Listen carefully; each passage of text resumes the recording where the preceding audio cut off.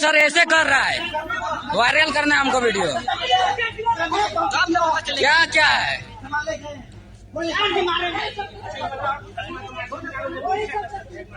Viral करना है हमको वीडियो, यही लोग मिला हुआ था।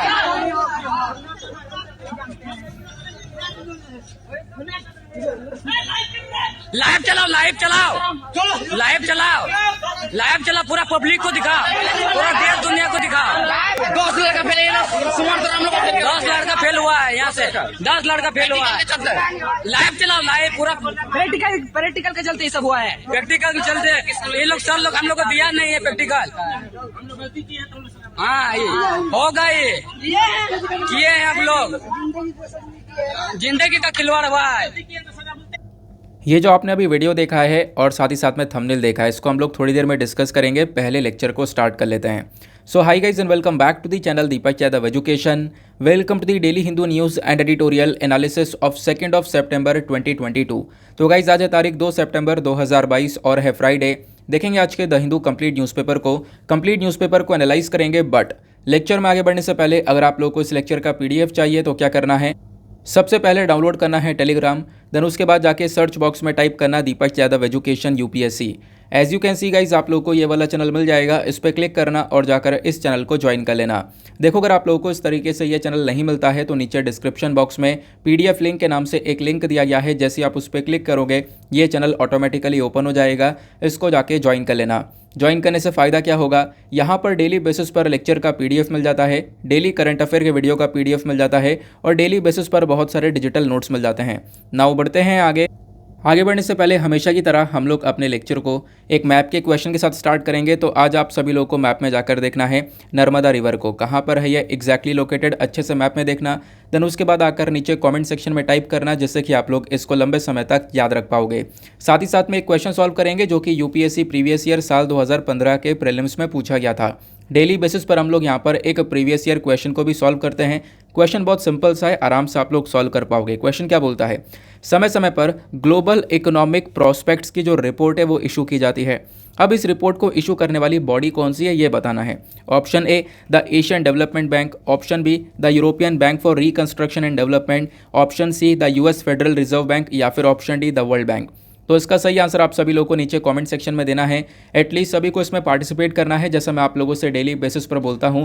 बाय द वे इसका जो करेक्ट आंसर है वो मैंने आपको टेलीग्राम पर प्रोवाइड करवा दिया है, वहां से भी चेकआउट कर सकते हो। अदरवाइज वहां पर आंसर नहीं मिलता है तो भी कोई परेशान होने की ज़रूरत नहीं है। वीडियो के लास्ट में इसके करेक्ट आंसर का डिस्कशन हम लोग करेंगे। तो चलो शुभारंभ करते हैं और चलते हैं सबसे पहले थंबनेल वाले आर्टिकल की तरफ। तो इस टॉपिक को लेकर कल से बहुत सारे न्यूज़पेपर्स ने इस आर्टिकल को पब्लिश किया है। आप देख पाओगे इंडियन एक्सप्रेस का ये आर्टिकल है। यहाँ पे मेंशन किया गया झारखंड के अंदर एक स्कूल में टीचर्स को मारा गया है वहाँ के स्टूडेंट्स के थ्रू, जैसा आप लोगों ने स्टार्टिंग में एक वीडियो भी देखा था। अच्छा, इस आर्टिकल को कल से ही बहुत ज़्यादा कवरेज मिल रहा है और रिसेंटली आपको पता होगा झारखंड से रिलेटेड एक और न्यूज़ आई थी जो कि मैंने आपके साथ में डिस्कस की थी इससे पहले वाले वीडियोज़ के अंदर में। अब फिलहाल यहाँ पे एक देखो बात ये की जा रही है कि ऐसा क्यों हुआ, इसके पीछे का कारण क्या है। तो आर्टिकल के अंदर मेंशन है कि स्टूडेंट्स ने टीचर को इसलिए मारा क्योंकि टीचर ने प्रैक्टिकल एग्जामिनेशन के अंदर बच्चों को मार्क्स नहीं दिए थे और स्टूडेंट्स का कहना है कि उनको प्रैक्टिकल के अंदर बहुत ही कम मार्क्स मिले हैं और जानबूझ के ऐसा किया गया है। और जब गए टीचर से पूछने के लिए तो टीचर्स ने उल्टा इनको धमका दिया। तो इस वजह से यहाँ पर ये पूरा का पूरा इंसिडेंट देखने को मिला। अभी फिलहाल इसके ऊपर एक इन्वेस्टिगेशन बैठा हुआ है जो कि और अच्छी तरीके से इसकी जांच पड़ताल करेगा और आने वाले टाइम पर और भी डिटेल्स यहाँ पे इसके बारे में बताएगा कि आखिरकार इसके पीछे के और क्या क्या रीजंस थे। बाकी आप लोग क्या सोचते हो इस पर्टिकुलर वीडियो से, इस पर्टिकुलर आर्टिकल से, नीचे कमेंट सेक्शन में ज़रूर से अपने पॉइंट ऑफ व्यूज़ को शेयर करना। आगे बढ़ते हैं, आते हैं नेक्स्ट आर्टिकल की तरफ। अब ये छोटा सा आर्टिकल है, इसमें कुछ ज़्यादा डिटेलिंग्स नहीं है। इस वाले आर्टिकल को वैसे आप लोग GS पेपर नंबर 3 इकोनॉमी से रिलेट कर पाओगे। कॉन्टेक्स्ट क्या है आपको पता होगा, एक महीना खत्म होता है वैसे ही दूसरा महीना शुरू होता है। इसमें क्या नई बात है, नई बात यह है कि जैसे ही दूसरा महीना शुरू होता है ना, तो उस दूसरे महीने में पिछले महीने का GST रेवेन्यू का जो डेटा है वो रिलीज़ होता है। जैसे कि अभी हम लोग एंटर कर चुके हैं सितंबर के मंथ में, तो अभी जो अगस्त का महीना ख़त्म हुआ है, अगस्त में सरकार ने जीएसटी के माध्यम से कितनी कमाई करी है उसको लेकर एक डेटा आया है। और ऐसा हर महीने होता रहता है, चेंज होता रहता है, तो ये डेटा याद रखने की बिल्कुल भी ज़रूरत नहीं है। आता है तो एक बार पढ़ लिया करो। जैसे यहाँ पर मेंशन किया गया है, जो जीएसटी रेवेन्यू है अगस्त के महीने का, वो लगभग 1.4 लाख करोड़ के आसपास का है। और ये दोबारा से यहाँ पर इतना अमाउंट देखने को मिला है, जो कि एक बहुत अच्छी बात है। क्योंकि अगर आप लोग देखोगे पिछले कुछ महीने से, तो रेगुलरली यहाँ पे 1.4 लाख करोड़ के आसपास जो है ये जीएसटी का कलेक्शन रहा है। वो आपको इस पर्टिकुलर ग्राफ से समझ में आएगा। मेंशन किया गया ये एक छठा महीना है, लगातार ये छठा महीना है जहाँ पर कलेक्शन हमारा 1.4 लाख करोड़ को क्रॉस कर चुका है। जैसा आप लोग देख पाओगे, मार्च से यहाँ पर स्टार्ट हुआ था। मार्च से पहले जो है सिचुएशन थोड़ी सी ख़राब थी, जो जीएसटी का रेवेन्यू है वो काफ़ी कम आ रहा था। तो उसके बाद मार्च से जो है रेवेन्यू बढ़ना स्टार्ट हुआ। अप्रैल में बहुत ही ज़्यादा रेवेन्यू आया। देन उसके बाद में अप्रैल के बाद मई, जून, जुलाई, अब उसके बाद यहाँ पर आप देख पाओगे ये फाइनली अगस्त का डेटा है। अगस्त में 1.44 लाख करोड़ तक का कलेक्शन हुआ है। एक बात और यहाँ पर मेंशन की जाती है, जैसा आप लोग देख पा रहे होंगे, ये जो डेटा है ये अगस्त 2022 का है। अगर हम लोग इसी सिचुएशन को पिछले साल से कंपेयर करें, यानी कि पिछले साल अगस्त 2021 के अंदर कितना रेवेन्यू था, तो आप देखोगे रेवेन्यू बहुत ही कम था। 1 लाख से भी नीचे का रेवेन्यू था, मतलब 1 लाख करोड़ से के नीचे का रेवेन्यू था। और अभी यहाँ पर 2022 के अंदर एक काफ़ी बड़ा इंप्रूवमेंट देखने को मिला है। इनफैक्ट यहाँ पे बताया जा रहा है पिछले साल से जब आप लोग कंपेयर करोगे तो इस बार 28% तक का एक हायर ग्रोथ देखने को मिला है। बस इतनी सी इन्फॉर्मेशन थी, इसके अलावा आपको यहाँ पर कुछ भी नहीं पढ़ना है। ये हमेशा चेंज होता रहता है। फिर जब आप लोग इस वाले ग्राफ को देखोगे तो आपको एक चीज़ और नज़र आ रही होगी कि भले ही अब की बार का कलेक्शन 1.44 लाख करोड़ का हुआ हो, लेकिन पिछले महीने से थोड़ा सा कम है। बिल्कुल सही बात है, जुलाई के मंथ से थोड़ा सा कम देखने को मिलेगा। कितना कम देखने को मिलेगा, तो 3.6% के आसपास का लोअर कलेक्शन हुआ है। ये इस पर्टिकुलर आर्टिकल के अंदर मेंशन किया गया। क्लियर हो गया? चलो चलते हैं नेक्स्ट आर्टिकल की तरफ। अब यार ये नहीं पूछना कि जीएसटी क्या होता है। जीएसटी बेसिकली टैक्स है, गुड्स एंड सर्विस टैक्स, जिससे कि यहाँ पर सरकार की कमाई हो रही है, सरकार का रेवेन्यू जनरेशन हो रहा है। अब जीएसटी से संबंधित आप लोगों से 2-4 क्वेश्चंस यहाँ पे पूछता हूँ मैं। जिनको नहीं मालूम होगा जीएसटी के बारे में, वो उन कमेंट्स को पढ़कर जो है, जो भी कमेंट्स आएंगे नीचे कमेंट सेक्शन में, उनको कमेंट्स को पढ़कर अच्छे से समझ में आएगा। सबसे पहली चीज़ यहाँ पे अगर हम लोग बात करें जीएसटी की, तो जीएसटी से संबंधित एक काउंसिल है ना, उस काउंसिल के बारे में हमारे यहाँ पे कौन से आर्टिकल के अंदर चर्चा की गई है, पहला क्वेश्चन। दूसरा क्वेश्चन आप लोगों से यहाँ पे पूछा जाता है कि जो देखो, जो ये जीएसटी है ना, जीएसटी बेसिकली आपको अलग अलग हिस्से में देखने को मिलेगी। आपको अलग अलग प्रकार देखने को मिलेंगे, CGST, SGST, UTGST, IGST। तो ये जो CGST है, SGST है और साथ ही साथ में IGST है, इनके बीच में क्या है डिफरेंस, फटाफट नीचे कमेंट सेक्शन में लिख दो। और सभी लोगों को नीचे कमेंट सेक्शन में इसको लिखना है। फिर इसके साथ एक और चीज़ ऐड करना है यहाँ पर, जीएसटी के अंदर आज के टाइम पर क्या क्या चीज़ें एग्जेम्पशन के अंदर, मतलब जीएसटी के अंदर आज के टाइम पर क्या क्या चीज़ें कवर नहीं होती हैं। ये 3 क्वेश्चन का आंसर फटाफट नीचे कमेंट सेक्शन में लिखो। और नहीं पता है तो ही बता देना, मैं नेक्स्ट डे पर इसको एक्सप्लेन कर दूंगा। वैसे ही सभी लोग कमेंट कर पाएंगे, क्योंकि अभी हमने पिछले महीने इसके बारे में डिस्कशन किया था। हर बार डिस्कशन इसका करते रहते हैं, ठीक है ना। बाकी किसी को इशू होता है तो नीचे एक कमेंट सेक्शन में ज़रूर से बताना, मैं नेक्स्ट डे पर इसको वापस से एक्सप्लेन कर दूंगा। कोई इसमें प्रॉब्लम वाली बात नहीं है। नेक्स्ट इंपॉर्टेंट आर्टिकल पर आते हैं। ये वाला जो आर्टिकल है ये बहुत इंपॉर्टेंट है। इस वाले आर्टिकल को आप लोग जीएस पेपर नंबर 2 हेल्थ से रिलेट कर पाओगे। कॉन्टेक्स्ट क्या है इसका, तो इंडिया ने यहाँ पर HPV वैक्सीन को इस साल बना लिया है। तो ये HPV वैक्सीन क्या है, यह ह्यूमन पेपिलोमा वायरस की जो वैक्सीन है उसके बारे में चर्चा की गई है। अब खास बात यह है कि इंडिया की ये पहली खुद की बनाई हुई, हम लोग खुद ने यहाँ पर इसको इंडिजीनियसली डेवलप किया है। अच्छा, ये जो वैक्सीन बनाई गई है कौन सी बीमारी को ठीक करेगी, तो जो सर्विकल कैंसर होता है उसको ठीक करने के लिए इस वैक्सीन को बनाया गया है। नाम क्या है, सर्वावैक इसका नाम है। इसकी जो कॉस्टिंग होगी, यानी कि कितने रुपए की पड़ेगी वैक्सीन, 200 से लेकर 400 रुपये तक की पड़ेगी। ये सबसे ज़्यादा इसकी अच्छी बात होने वाली है। क्यों? क्योंकि अभी के टाइम पर इस सर्विकल कैंसर को ठीक करने की जो वैक्सीन्स हैं वो कई गुना ज़्यादा महंगी हैं। तो बेसिकली, और ये जो सर्विकल कैंसर है ये अपने आप में एक बहुत बड़ी प्रॉब्लम हमारे कंट्री में देखने को मिलती है, इनफैक्ट पूरे दुनिया में देखने को मिलती है। अगर मैं आप लोग को डेटा बताऊं एनुअली, तो 1.25 लाख जो वेमेन है ना, उनके अंदर ये सर्विकल कैंसर देखने को मिलता है। और लगभग 75,000 से ज़्यादा डेथ हो रही है इंडिया के अंदर इस पर्टिकुलर डिजीज़ की वजह से। तो ये वैक्सीन बनाना, और वो भी बिल्कुल अफोर्डेबल कॉस्ट में, एक आप कह सकते हो अच्छा या फिर बहुत अच्छा स्टेप यहाँ पे हम लोग इसको कह सकते हैं। अब ये जो वैक्सीन है सर्वावैक, इसको डेवलप किया गया है सीरम इंस्टीट्यूट ऑफ इंडिया के थ्रू, और इसको बेसिकली अभी रिसेंटली अप्रूवल भी मिल गया था DCGI के थ्रू, यानी कि direct controller general of India के थ्रू। जुलाई में इसका अप्रूवल मिला था, और मुझे याद आ रहा है कि मैंने जुलाई में आपके साथ में इस आर्टिकल को डिस्कस भी किया था। तो ये चीज़ें आपको यहाँ पर न्यूज़ में देखने को मिलती हैं। वैक्सीन का नाम सर्वावैक, बीमारी कौन सी है, सर्विकल कैंसर, और ये बीमारी काफ़ी ज़्यादा आप कह सकते हो इम्पैक्ट डाल रही है, नेगेटिव इम्पैक्ट डाल रही है हमारे कंट्री के ऊपर। अब इसको थोड़ा डिटेल से लेकर चलते हैं। आखिरकार क्या होता है ये सर्विकल कैंसर, ये जो HPV वैक्सीन है ये कैसे काम करेगी, चलो इसको कवर करते हैं। आपको स्क्रीन पर नीचे ये सारे पॉइंट्स दिख रहे होंगे। पहली बात ध्यान रखना, ये इंडिया की पहली क्वाड्रीवैलेंट ह्यूमन पपिलोमा वायरस वैक्सीन आपको ये देखने को मिलती है। इसको डिज़ाइन किया गया है ताकि हम लोग वेमेन को प्रोटेक्शन दे सकें from the cervical cancer. Question यही आता है कि सर सर्विकल कैंसर है क्या। देखो, सर्विकल कैंसर जो है ना, ये बेसिकली एक ऐसा इन्फेक्शन है जो कि सेक्सुअली ट्रांसमिट होता है वन पर्टिकुलर पर्सन से दूसरे पर्टिकुलर पर्सन में। यह बेसिकली एक प्रकार का ऐसा कैंसर है जो कि सर्विक्स के सेल्स में यहाँ पर होता है। सर्विक्स क्या है, यूट्रस का लोअर हिस्सा जो कि वेजाइना से कनेक्ट होता है। अगर मैं आप लोगों को एक पिक्चर दिखाऊं, तो इस आर्टिकल को रिसेंटली इंडियन एक्सप्रेस ने भी कवर किया था। जैसा आप लोग देख पा रहे होंगे, इन्होंने एक पिक्चर दिया है, जैसे कि यहाँ पर ये वेजाइनल स्ट्रक्चर है, यहाँ पर आपको ये वेजाइनल वॉल देखने को मिलेगी, यहीं पर ये सर्विक्स है, और इसी सर्विक्स के अंदर जो टिश्यूज़ हैं, ये कैंसर के टिश्यूज़ आपको यहाँ पर देखने को मिलते हैं। यही जो कैंसर के टिश्यूज़ हैं, यही एक बहुत बड़ा कारण है आज के टाइम पर काफ़ी सारी महिलाओं की डेथ का। तो बेसिकली यहाँ पर ये जो टिश्यूज़ है ना, ये जो कैंसर है, इसी को ठीक करने के लिए इस वैक्सीन को डेवलप किया गया है। हालांकि यहाँ पर ये जो कैंसर है, ये वेमेन के साथ साथ मेन में भी देखने को मिलता है, ये आप लोग को ध्यान में रखना है। जब आप लोग यहाँ पर गूगल पर पिक्चर्स को देखोगे तो और ज़्यादा कुछ ऐसी डिस्गस्टिंग पिक्चर्स जो कि यहाँ पर देखी नहीं जा सकती, इस वजह से मैंने वो उसको लगाया भी नहीं है। तो पिक्चर्स काफ़ी डिस्टर्बिंग है, इस वजह से उन पिक्चर्स को यहाँ पर यूज़ नहीं किया गया है। वैसे समझने के लिए इतना काफ़ी है। अगर यहाँ पे हम लोग बात करें ये कैंसर होता कैसा है, देखो ये कैंसर हो रहा है HPV वायरस के इन्फेक्शन की वजह से। HPV की फुल फॉर्म मैंने भी आपको थोड़ी देर पहले बताई है।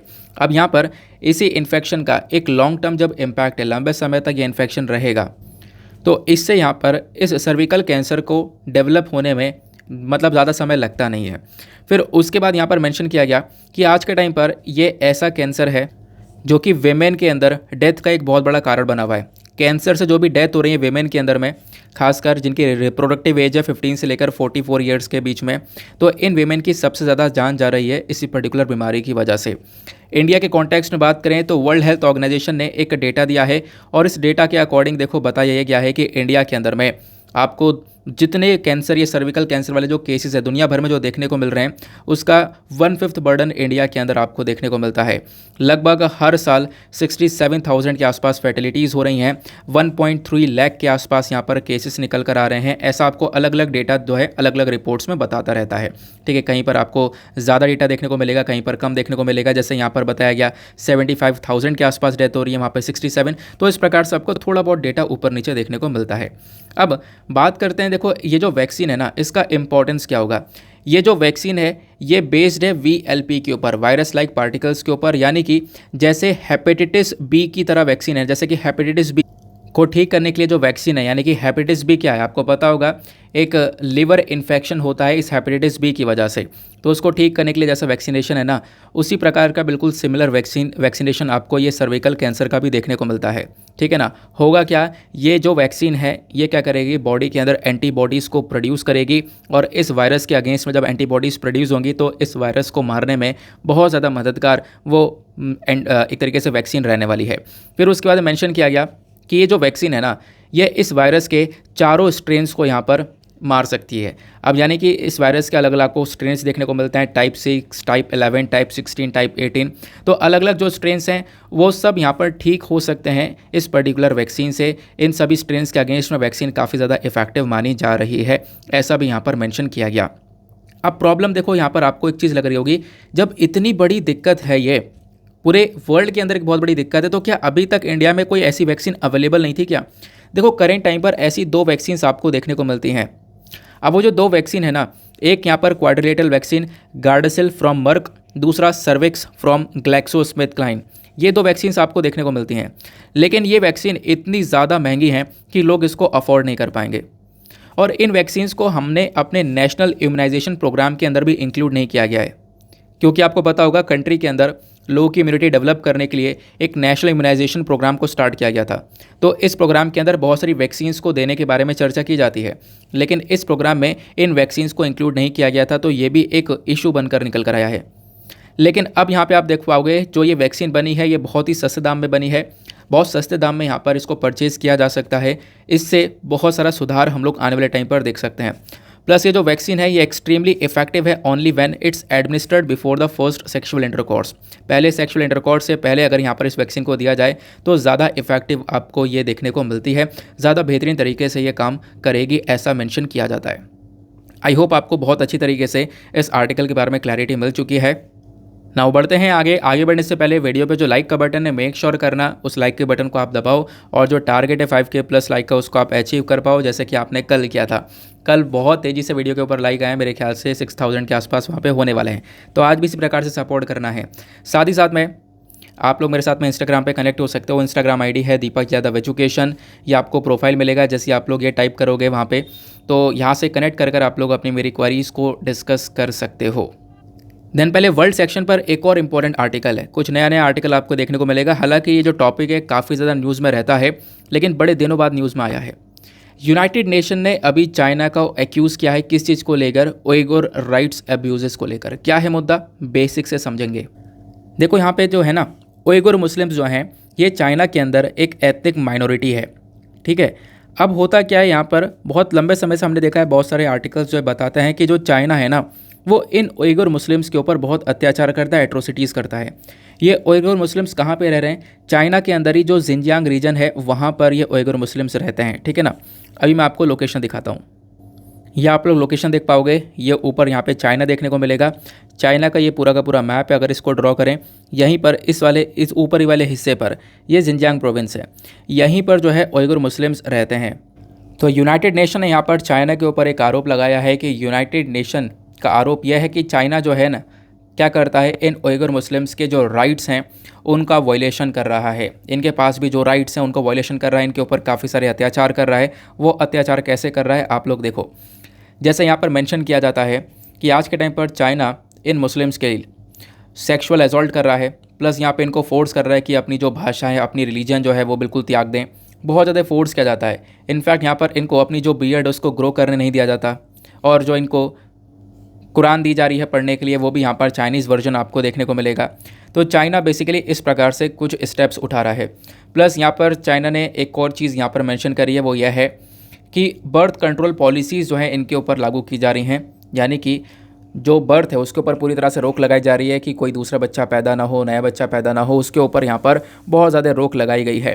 तो इस प्रकार से बहुत सारी जो एट्रोसिटीज़ हैं वो आज के टाइम पर चाइना की साइड से देखने को मिलती हैं, जिसका कंसर्न इंटरनेशनल लेवल पर बहुत कम कंट्रीज़ दिखाती हैं। लेकिन अभी यूनाइटेड नेशन ने रिसेंटली चाइना के ऊपर इस चीज़ का आरोप लगाया है। हालांकि चाइना इसको बार बार डिक्लाइन करता हुआ नज़र आता है कि ऐसा कुछ भी नहीं है, चाइना बार बार मना करता हुआ नज़र आता है। लेकिन आपको पता है ये ऐसा हो रहा है, बहुत सारी रिपोर्ट्स यहाँ पे पब्लिश ऑलरेडी बहुत लंबे समय से हो रही हैं।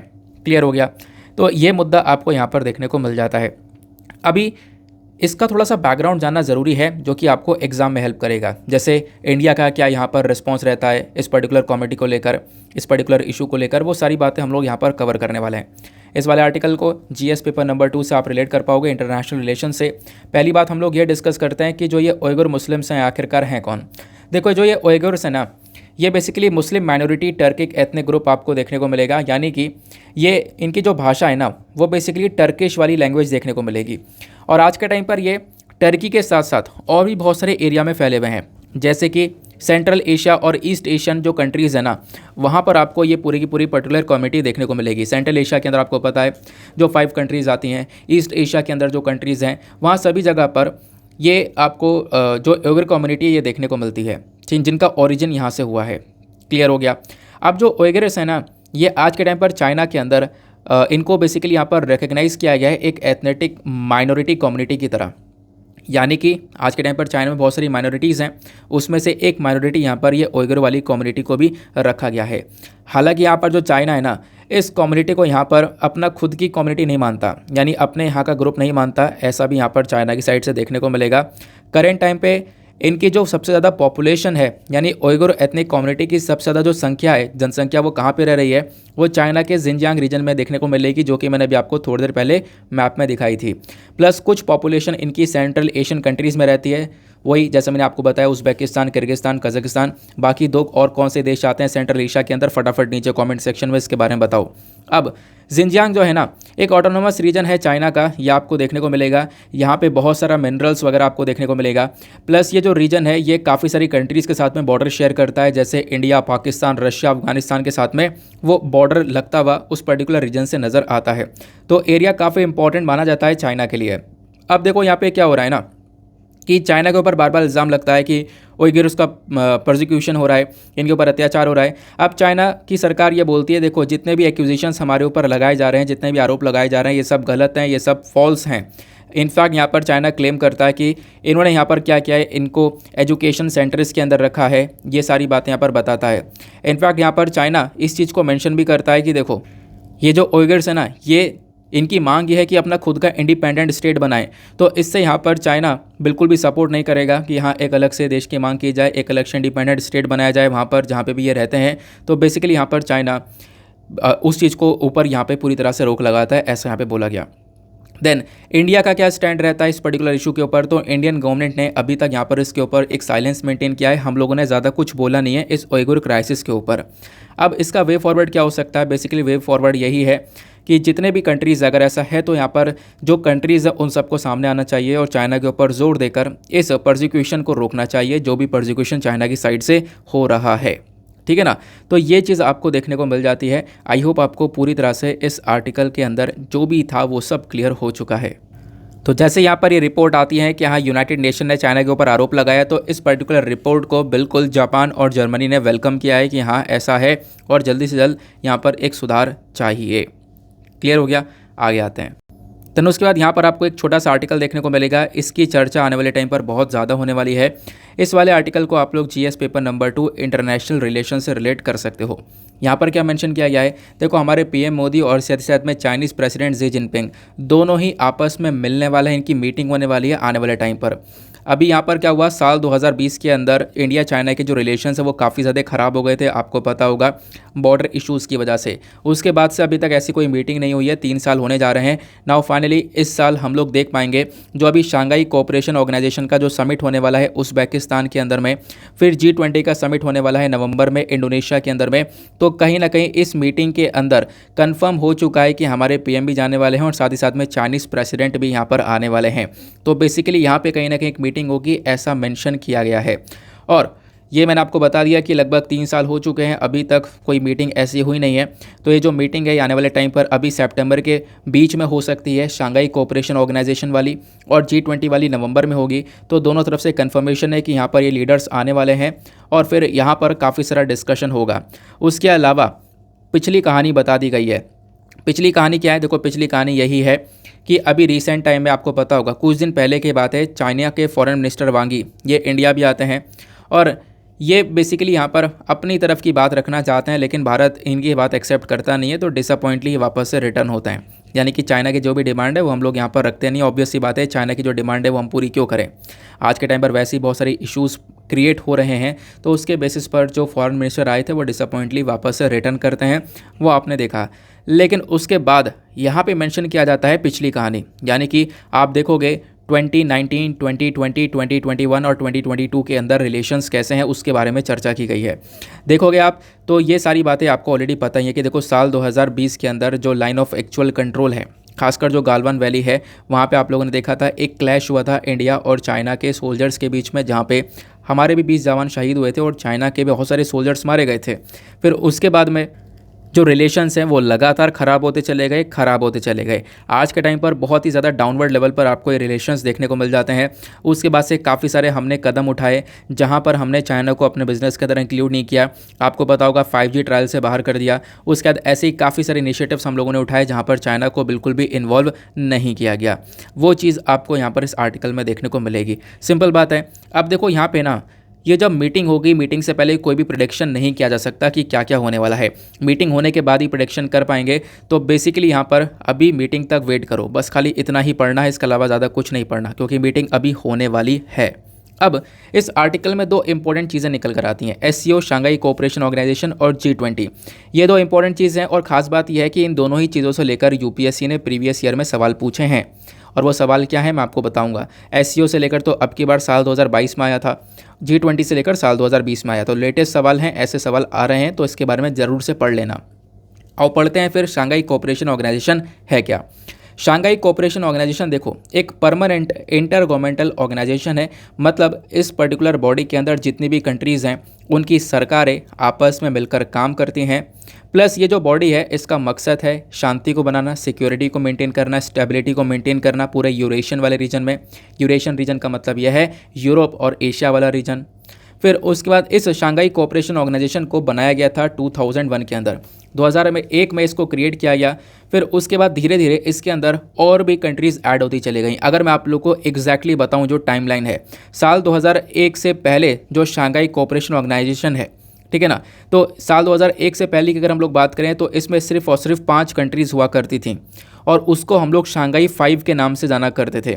और वो 5 कंट्रीज़ कौन कौन सी थी, तो उसमें Kazakhstan, China, Kyrgyzstan, Russia, Tajikistan, ये सिर्फ मेंबर्स हुआ करते थे शांघाई कोऑपरेशन ऑर्गेनाइजेशन के अंदर।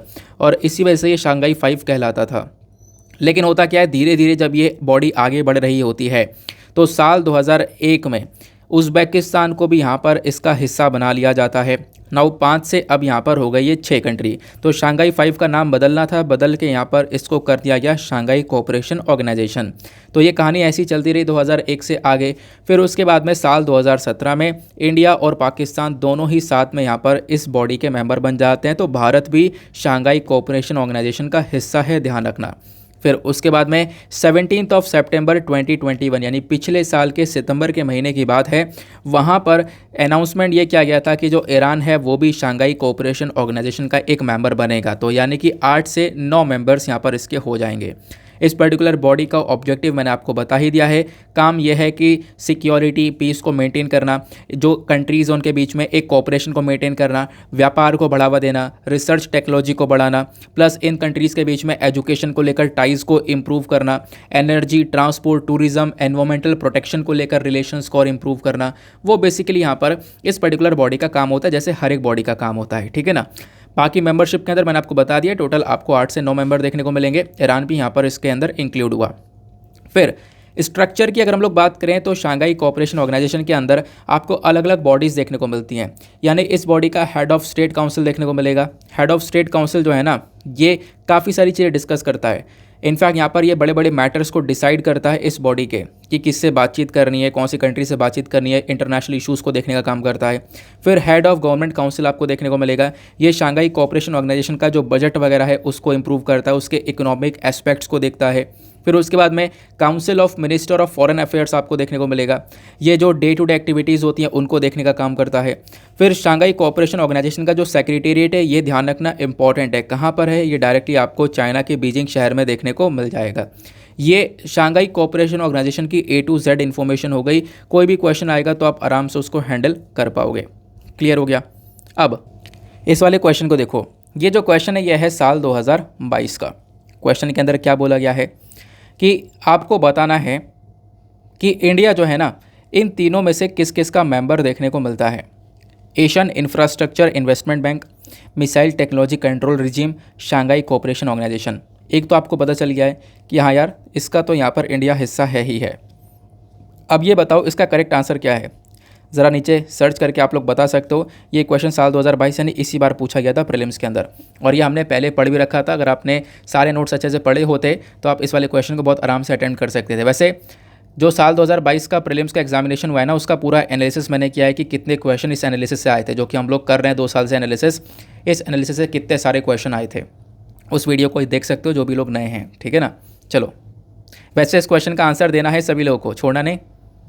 SCO के बारे में पढ़ लिया हमने। अब हम लोग बात करने वाले हैं किसके बारे में, G20 के बारे में। क्योंकि देखो G20 भी न्यूज़ में, G20 का समिट भी आने वाले टाइम पर इंडोनेशिया के अंदर होगा, तो वहाँ पर भी दोनों लीडर्स मिल सकते हैं। G20 के अंदर यानी कि 20 कंट्रीज़ आती हैं। वो 20 कंट्रीज़ कौन कौन सी हैं आपको ये नाम देखने को मिलेगा। नाम प्लीज़ यहाँ पर ध्यान रखना, एक तरीके से रट्टा ही मार लेना। Germany, UK, France, Canada, US, Italy, Japan, Russia. देखो पहली बात तो ये जो 7 कंट्रीज़ है ना, ये G7 का हिस्सा है।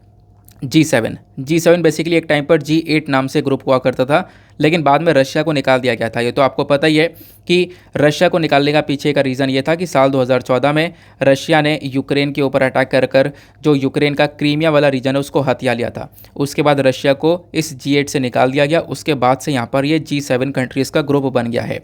अब उसके बाद ये 8 कंट्रीज़ के बाद आपको ये कुछ कंट्रीज़ देखने को मिलती हैं। उसके बाद में यहाँ पर टर्की है, यूरोपियन यूनियन है, अर्जेंटीना है। यूरोपियन यूनियन के अंदर बाकी सारी कंट्रीज़ आ जाती हैं। Then Brazil, South Korea, Mexico, China, Indonesia, Saudi Arabia, Australia, India और साउथ अफ्रीका। ये कुछ कंट्रीज़ आपको G20, G8 और G7 के अंदर देखने को मिलती हैं। यानी कि G20 के अंदर ओवरऑल सारे के सारे 20 देश आते हैं, ठीक है ना। 19 देश और बेसिकली एक यूरोपियन यूनियन जिसके अंदर ऑलरेडी 27 नेशंस आपको देखने को मिलते हैं। सिंपल बात हो गई। आगे आते हैं। अब देखो, अभी आपने जस्ट 1 सेकंड पहले G20 के बारे में पढ़ा। अब देखो, ये जो क्वेश्चन है ना, ये यूपीएससी ने साल 2020 में पूछा था G20 से ही रिलेटेड। क्वेश्चन क्या है? In which one of the following groups are all the 4 countries members of G20। कौन सा ऐसा ग्रुप आपको देखने को मिलेगा जहां पर चारों मेंबर्स जो हैं वो G20 का हिस्सा हैं? पहले के अंदर Argentina, Mexico, South Africa, Turkey. दूसरा ऑस्ट्रेलिया, कनाडा, मलेशिया, न्यूजीलैंड। तीसरा Brazil, Iran, Saudi Arabia, Vietnam. चौथा Indonesia, Japan, Singapore, South Korea. फटाफट इसका आंसर क्या है नीचे कमेंट सेक्शन में दे दो। साथ ही साथ में G20 कंट्रीज़ को याद करने की जो भी लोगों के पास में ट्रिक है, आसान से आसान ट्रिक आपको नीचे कमेंट सेक्शन में लिखनी है। जिसकी भी ट्रिक आसान होती है मैं उसको पिन कर दूंगा। बाकी सारे लोग यहाँ पर आराम से देख कर उसको समझ पाएंगे, वो भी यहाँ पर आराम से याद कर पाएंगे। Next article. नौ आते हैं एडिटोरियल सेक्शन पर। आज हम लोग इंपॉर्टेंट 4 एडिटोरियल्स को कवर करने वाले हैं। पहला एडिटोरियल हम लोग डिस्कस करेंगे इंडियन एक्सप्रेस का, जहां पर मेंशन किया गया है कि साउथ एशिया के अंदर क्लाइमेट चेंज की वजह से क्या इम्पैक्ट पड़ रहा है। दूसरा यहां पर यह बताया गया कि कैसे साउथ एशियन कंट्रीज़ उसको टैकल कर सकती हैं। बहुत ज़बरदस्त आर्टिकल है, एक आपके पास में सॉलिड सोल्यूशन तैयार होगा। दूसरा यहाँ पर एडिटोरियल हम लोग डिस्कस करने वाले हैं जो वेमेन का रोल है। यहाँ पे द हिंदू का ही एडिटोरियल है, वो वेमेन का जो रोल आपको देखने को मिल रहा है साइंस एंड टेक के अंदर वो किस प्रकार से है वो यहाँ पर डिस्कस किया गया है, इसको कवर करेंगे। तीसरा एडिटोरियल सिंगल यूज़ प्लास्टिक को लेकर, ये भी यहाँ पे द हिंदू का ही है। और चौथा एडिटोरियल यहाँ पर कर्नाटका के अंदर जो आयरन ओर के ऊपर माइनिंग के ऊपर बैन लगाया गया था, उस बैन को रिसेंटली हटाया गया है, तो वो चौथा यहाँ पर एडिटोरियल आपको देखने को मिलेगा। तो लास्ट के यहाँ पर 3 और एडिटोरियल आपको हिंदू के ही देखने को मिलेंगे। बाकी एक इंडियन एक्सप्रेस का कवर करने वाले हैं जो कि बहुत शानदार है।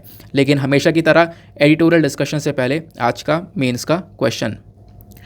तो आज का क्वेश्चन क्या बोलता है, आप लोग स्क्रीन पर नीचे देख पा रहे होंगे। Describe how abnormal monsoon patterns are exacerbating natural disasters and climate change impact in South Asia. Discuss how South Asian nations can collaborate to mitigate them. 250 words में आपको यहाँ पर ये लिखना है। बहुत सिंपल सा है। देखो, इस वाले एडिटोरियल के बारे में अभी चर्चा करूँगा ही, यानी कि अभी मैं ओवरऑल इस पूरे एडिटोरियल के बारे में चर्चा करूँगा तो आपको पूरा आइडिया मिल जाएगा। आज के टाइम पर जो मानसून है ना, वो कोई नॉर्मल कंडीशन में नहीं है। अब उटपटांग से आपको मानसून का पैटर्न देखने को मिलेगा। कहीं पर बारिश हो रही है, ज़्यादा हो रही है, कहीं पर सूखा पड़ रहा है। तो इस प्रकार से एबनॉर्मल पैटर्न देखने को मिल रहा है मानसून का। तो इसकी वजह से बहुत सारे नेचुरल डिजास्टर्स आ रहे हैं। क्लाइमेट चेंज का जो इम्पैक्ट है साउथ एशिया के ऊपर वो बहुत बढ़ रहा है। नेचुरल डिजास्टर में आप देख पाओगे, पाकिस्तान के अंदर फ्लड आया, भारत के अंदर काफ़ी सारी जगह पर फ्लड्स हम लोगों ने देखे हैं। तो बेसिकली ये चीज़ बढ़ रही है इस एबनॉर्मल मानसून की वजह से। और क्लाइमेट चेंज भी यहाँ पर देखने को मिल रहा है, इसका भी इम्पैक्ट साउथ एशिया के ऊपर बहुत ज़्यादा हो रहा है। तो आपको यही कवर करना है कि आखिरकार क्या है ये, ऐसा क्या हो रहा है वहाँ पर, फिर बताना है कि कैसे साउथ एशियन नेशन साथ में मिलकर इसको ख़त्म कर सकते हैं, इसको रोक सकते हैं। तो एक बहुत अच्छा सा एक आंसर तैयार हो जाएगा, ठीक है ना। आप लोग देख पाओगे इंडियन एक्सप्रेस का ये है वो एडिटोरियल कि पाकिस्तान के अंदर फ्लड्स देखने को मिले हैं, एक्सट्रीम सिचुएशन हो रही है, तो यहाँ पर साउथ एशिया के ऊपर क्या इम्पैक्ट पड़ रहा है वो सब कुछ यहाँ पर इस पर्टिकुलर एडिटोरियल में कवर किया गया है। करना क्या है, सारे इंपॉर्टेंट पॉइंट्स एक अच्छे से पैटर्न में अरेंज करके आपके सामने लगा दिए गए हैं। बस खाली इसको ध्यान से पढ़ते हुए चलना, आपको स्क्रीन पर नीचे देखना है। तो सबसे पहली चीज़ क्या है, हम लोग बात करते हैं साउथ एशिया की। साउथ एशिया कौन सा रीजन है? साउथ एशिया के अंदर आपको ये कंट्रीज आती हुई नजर आती हैं, अफगानिस्तान, बांग्लादेश, भूटान, इंडिया, मालदीव्स, नेपाल, पाकिस्तान, श्रीलंका। ये सारी कंट्रीज़ मिलकर साउथ एशिया को बनाती हैं। इसको अगर आप लोग मैप में देखना चाहो तो इस प्रकार से आपको ये रीजन देखने को मिलेगा, अफगानिस्तान, पाकिस्तान, इंडिया, मालदीव, श्रीलंका, बांग्लादेश, भूटान, नेपाल। ये पूरा का पूरा साउथ एशियन रीजन कहलाता है। तो इस पूरे रीजन के अंदर आज के टाइम पर सिचुएशन थोड़ी सी ख़राब चल रही है। आप देखोगे इस पूरे रीजन में ऊपर की साइड में आपको हिमालयाज़ देखने को मिलेंगे, नीचे की साइड में आपको पूरा इंडियन ओशन देखने को मिलेगा। इंडियन ओशन में जब आप लोग जैसे इंडिया का मैप देखोगे तो इधर अरेबियन सी देखने को मिल जाता है, इधर बे ऑफ बंगाल देखने को मिल जाता है, ठीक है ना। तो ये सारी रीजन्स के अंदर मतलब क्या क्या चीज़ें वो बताई गई हैं। तो हिमालयाज़ भी हैं, ओशन भी हैं, इनकी वजह से जो क्लाइमेटिक कंडीशंस है आज के टाइम पर उस एरिया के अंदर, इस पूरे रीजन के अंदर, वो काफ़ी हद तक अलग अलग तरीके से हम लोग को देखने को मिल रही है। जैसे यहाँ पे जो मानसून के पैटर्न्स हैं वो एक एबनॉर्मल तरीके से देखने को मिले, और वो जो मानसून का पैटर्न बेकार हो रहा है, कहीं पर बारिश हो रही है, ज़्यादा हो गई है, मानसून से पहले बारिश हो गई है, कहीं पर सूखा पड़ गया है पूरी तरह से। ये जो चीज़ें हो रही हैं ना, ये इसके पीछे का रीज़न है क्लाइमेट चेंज। क्लाइमेट चेंज यानी कि लगातार गर्मी जो इंक्रीज़ हो रही है, टेम्परेचर इंक्रीज़ हो रहा है। टेम्परेचर इंक्रीज़ होने के पीछे का रीज़न क्या है, आज के टाइम पर एक बहुत बड़ा रीज़न आ जाता है, वो है पोल्यूशन। उसकी वजह से हम लोग देख पाएंगे टेम्परेचर इंक्रीज़ हो रहा है। तो ये जो एबनॉर्मल मानसून पैटर्न है, ये किसकी वजह से हो रहे हैं, क्लाइमेट चेंज की वजह से। और इसी मानसून पैटर्न की वजह से पूरे साउथ एशिया के ऊपर एक बुरी तरह से इम्पैक्ट पड़ रहा है। जैसे ग्लेशियल लेक आउटबर्स्ट देखने को मिलेगा, बर्फ़ ढह रही है नीचे की साइड में। उसके बाद में जंगलों के अंदर आग लगती हुई नजर आएगी, ठीक है। फिर उसके बाद में आप देख पाओगे कोस्टल इरोजन हो रहा है, सॉइल इरोजन हो रहा है, देन फ्लडिंग आ रही है। बहुत मोस्ट रिसेंट एग्जाम्पल है पाकिस्तान के अंदर अभी भी हालत ख़राब है, जो बाढ़ आई हुई है, करोड़ों लोगों की लाइफ जो है इम्पैक्ट हो गई है, 1000 से ज़्यादा लोगों की जान जा चुकी है। तो ये जो आपको नेचुरल डिज़ास्टर्स देखने को मिल रहे हैं, इसके पीछे का रीज़न यहाँ पर है गलत तरीके से जो मॉनसून पैटर्न है वो। और इस मॉनसून पैटर्न जो ये एबनॉर्मल सा देखने को मिल रहा है, इसके पीछे का रीज़न क्या है, क्लाइमेट चेंज। ओवरऑल घूम फिर के यहाँ पर बात की जा रही है क्लाइमेट चेंज के बारे में। अब क्वेश्चन यहाँ पर यही है कि साउथ एशिया के अंदर जो ये क्लाइमेट क्राइसिस हो रहे हैं, इसके पीछे का मेन कारण क्या आपको देखने को मिलेगा। सबसे मेन कारण के अंदर पहला पॉइंट आता है राइज इन द टेम्परेचर, यानी कि जो एटमॉस्फेयर के अंदर टेम्परेचर है, गर्मी है ना, वो लगातार इंक्रीज़ हो रही है। इनफैक्ट ये सारी चीज़ें इंडियन ओशन में खुद नोटिस करी गई हैं। इंडियन ओशन के अंदर जो इसका टेम्परेचर है वो अप्रॉक्सीमेटली 1 डिग्री सेल्सियस से इंक्रीज़ हुआ है पिछले 10 सालों में, ऐसा यहाँ पर मेंशन किया गया। अब जितना ही टेम्परेचर इंक्रीज़ होगा उतनी ये प्रॉब्लम क्रिएट करेगा। टेम्परेचर इंक्रीज़ होगा, रेनफॉल भी करेगा, बारिश भी करेगा, और इसकी वजह से नमी भी इंक्रीज़ होगी एटमॉस्फेयर के अंदर, और जैसा हम लोगों ने देखा है। और अगर ये टेम्परेचर इंक्रीज़ होता रहेगा तो बारिश और ज़्यादा होती रहेगी। तो आप कह सकते हो कि जो नॉर्मल रेनफॉल होनी थी, यानी कि एक लिमिटेड रेनफॉल होनी थी, उससे कई गुना ज़्यादा हो जाएगी। और वो जो कई गुना ज़्यादा रेनफॉल हो जाएगी ना, उसकी वजह से साउथ एशिया के अंदर हमने देखा है बहुत सारे फ्लड्स देखने को मिले हैं। आपने असम के अंदर फ्लड देखा, उसके बाद में आपने और भी स्टेट्स के अंदर फ्लड देखा, खासकर नॉर्थ ईस्टर्न स्टेट्स जो है बुरी तरह से इम्पैक्ट हुए, ठीक है ना। फिर उसके बाद में आपने रिसेंटली गुजरात के अंदर बहुत सारी स्टेट्स के अंदर फ्लड देखा। फ्लड ने बहुत बुरी तरह से इम्पैक्ट किया। उसके पीछे का रीज़न क्या है, वो ये मैंने अब आपको बताया, ठीक है ना। तो ये आपको देखने को मिलेगा कि नॉर्मल रेनफॉल से ज़्यादा रेनफॉल हो रही है। और आपको ही पता है कि अगर हम लोग क्रॉप्स लगा रहे हैं, फसल लगा रहे हैं, ऑब्वियसली वहाँ पे जो ऑब्वियसली बात है कि जो रेनफॉल है, जो बारिश है, वो अच्छी मानी जाती है, लेकिन एक लिमिटेड वे में। इससे ज़्यादा हो जाएगी तो फसलें ख़राब भी हो जाएंगी, तो उसका एक नेगेटिव इम्पैक्ट भी देखने को मिल रहा है। दूसरा यहाँ पर देखो, पहली चीज़ तो ये बताया गया क्लाइमेट क्राइसिस के पीछे का रीज़न क्या है, टेम्परेचर इंक्रीज़ हो रहा है। दूसरा रीज़न हीट वेव्स, यानी कि जो आपको लू देखने को, लू नहीं कह सकते, हीट वेव्स यानी जो गर्म हवाएं आपको देखने को मिलेंगे। अगेन वही बात है कि जो टेम्परेचर है वो और भी इंक्रीज़ हुआ है। हीट वेव्स यहाँ पर चली, यानी कि ओवरऑल जो नॉर्मल टेम्परेचर होता है ना, उस टेम्परेचर से 5-6 डिग्री सेल्सियस ज़्यादा हो जाना। सपोज़ यहाँ पर मान लो एक प्लेन एरिया है, यहाँ पर ये दिल्ली के अंदर जो ओवरऑल नॉर्मल टेम्परेचर है वो लगभग 40 डिग्री सेल्सियस के आसपास है, और अगर इससे ज़्यादा हो जाएगा, 6 से 7 डिग्री सेल्सियस और बढ़ जाएगा, तो वो बेसिकली हीट वेव की कैटेगरी में आएगा। तो यहाँ पर इस प्रकार से हीट वेव भी एक बहुत बड़ा कारण बना है। और हीट वेव आज के टाइम पर इंडिया और पाकिस्तान दोनों में देखने को मिला। और इसी हीट वेव की वजह से, इसी गर्मी की वजह से जो मिलियंस ऑफ पीपल हैं उनकी जान भी गई है, उनके लाइफ के ऊपर एक बुरा इम्पैक्ट भी पड़ा है। ऑब्वियसली बात है, जब गर्मी बढ़ेगी ओवरऑल कंट्री के अंदर, तो उससे जो बर्फ़ है वो भी पिघलेगी। ग्लेशियर जो है हमारे वो मेल्ट हुए हैं, उसकी वजह से हमने देखा है बर्फ़ जो है वो पूरी तरह से ढह कर आई है नीचे। बड़े बड़े ग्लेशियर लेक आउटबर्स्ट देखने को मिले हैं, बर्फ़ के पहाड़ फट गए हैं पूरी तरह से। और उसके बाद यहाँ पर क्या हुआ है, इनके साथ साथ फूड को लेकर भी इश्यूज़ देखने को मिला है, एनर्जी का शॉर्टेज देखने को मिला है। ऑब्वियसली बात है, इसको आप लोग देखो, गर्मी जब एक तरफ बढ़ जाती है ना, तो इसकी वजह से भी हमारे फसल का जो एक तरीके से नुकसान है वो काफ़ी सारा देखने को मिलेगा। जैसे वीट राइस के ऊपर एक बुरा इम्पैक्ट पड़ जाता है जब एक लिमिटेड जो टेम्परेचर है उससे ज़्यादा हो जाएगा, तो फूड को लेकर इश्यूज़ देखने को मिलेंगे। दूसरा यहाँ पर आपको देखने को मिलेगा एनर्जी शॉर्टेज। जब गर्मी बढ़ेगी तो लोगों की रिक्वायरमेंट भी बढ़ जाएगी कि हमें ज़्यादा इलेक्ट्रिसिटी चाहिए, हमें कूलर भी चलाना है, पंखा भी चलाना है, एसी भी चलाना है, सब चीज़ चलानी है, फ्रिज भी चलाना है। तो बेसिकली क्या होगा, एनर्जी का शॉर्टेज होने लगता है, क्योंकि एनर्जी का जो डिमांड है वो बढ़ जाता है, इलेक्ट्रिसिटी का डिमांड जो है बढ़ जाता है। तो ये इशू आपको देखने को मिलेगा। तीसरा एक रीज़न है वो है जेट स्ट्रीम मेंडरिंग। मतलब क्या है, देखो एक होती है नॉर्मल जो आपकी विंड चल रही है हवा, जेट स्ट्रीम क्या होती है, जेट स्ट्रीम हमारे जो एटमॉस्फेयर है, वातावरण है, इससे ऊपर बहती है, हाई ऑल्टीट्यूड पर, ऊंचाई पर जो हवा बह रही है उसको हम लोग जेट स्ट्रीम के नाम से जानते हैं। तो इस जेट स्ट्रीम का भी एक नेगेटिव इम्पैक्ट पड़ा। क्या इम्पैक्ट पड़ा, देखो इस ग्लोबल वार्मिंग की वजह से, इस गर्मी की वजह से जो जेट स्ट्रीम है वो बह रही है कर्वी पाथ में, मतलब इस प्रकार से बह रही है, वो चलनी ऐसे चाहिए थी तो वो कर्व में बह रही है। अब कर्व में बह रही है तो इससे क्या हो रहा है, जो ठंडी हवा, यानी कि ऑब्वियस सी बात है, अगर हम लोग एक मैप ड्रॉ करें इस प्रकार से, मान लो वर्ल्ड मैप है ये, और जेट स्ट्रीम्स ऊपर बह रही हैं तो इस प्रकार से बह रही हैं, बहनी ऐसी चाहिए थी तो बह ऐसे रही है। तो इससे क्या हो रहा है, जो ऊपर की ठंडी हवा, यानी कि पोलर रीजन्स जो हैं हमारे, जो पोल हैं ऊपर, नॉर्थ पोल साउथ पोल, वहाँ की ठंडी हवा हो गई, ट्रॉपिकल रीजन पर जो गर्म हवा है वो आपको देखने को मिलेगी। ये दोनों हवाएं मिक्स हो जा रही हैं, ठंडी हवा और गर्म हवा मिक्स होकर एक और ख़तरनाक वेदर इवेंट्स क्रिएट कर रही हैं। तो ये भी एक बहुत बड़ा कारण आपको देखने को मिलेगा। क्लियर हो गया। देन अब यहाँ पर एक और पॉइंट उठाया गया, ये तो मैंने आपको बताया कि कारण, कि किस कारण की वजह से क्या क्या हालात हो रहे हैं। यहाँ पे मेंशन किया गया कि कैसे जो क्लाइमेट क्राइसिस है ये पूरे साउथ एशियन कंट्रीज़ को इम्पैक्ट कर रहा है। क्या क्या हो रहा है ये हमने समझा। अब इसका इम्पैक्ट, इसका असर क्या पड़ रहा है वो देखो। इंडिया के अंदर पहले हम लोग डिस्कस करेंगे। इंडिया के अंदर जो टेम्परेचर इंक्रीज़ हुआ है ना, इसकी वजह से जब आप लोग देखोगे तो जो हिमालयन ग्लेशियर्स है वो पिघलते हुए नजर आए। उसके बाद में आप लोग देखोगे तो बहुत सारी रिवर्स हैं, ऑब्वियस सी बात है उनका जो फ्लो है वो इंक्रीज़ होता हुआ नज़र आएगा। जो हीट वेव्स हैं वो बहुत ज़्यादा इंक्रीज़ होती हुई नज़र आएंगी। और यहाँ पे इन्हीं सब कारणों की वजह से हमने देखा बहुत सारी जो लैंडस्लाइड्स हैं वो हमने नोटिस करी हैं। बहुत सारी लैंडस्लाइड्स आई हैं मणिपुर के अंदर, हिमाचल प्रदेश के अंदर, असम के अंदर। बहुत सारे फ्लड्स हम लोगों ने देखे हैं जो कि स्टेट्स के अंदर, जैसे असम के अंदर आया, और भी बहुत सारे राज्यों के अंदर बाढ़ आई है। असम के अंदर हालत थोड़ी सी ज़्यादा ख़राब हो गई थी जून के मंथ में, उसकी वजह से असम की ज़्यादा चर्चा हो रही है। ठीक है ना।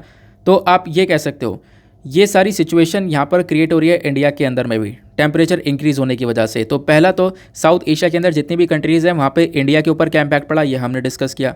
अफगानिस्तान के अंदर क्या हुआ, तो अफगानिस्तान के अंदर जब आप देखोगे ना तो 1950 से अभी तक इतना ज़्यादा टेम्परेचर नहीं बढ़ा था, लेकिन 1950 से जब अब लोग अब की बार देखोगे जो टेम्परेचर है वो लगभग 1.8 डिग्री सेल्सियस से इंक्रीज़ हो चुका है।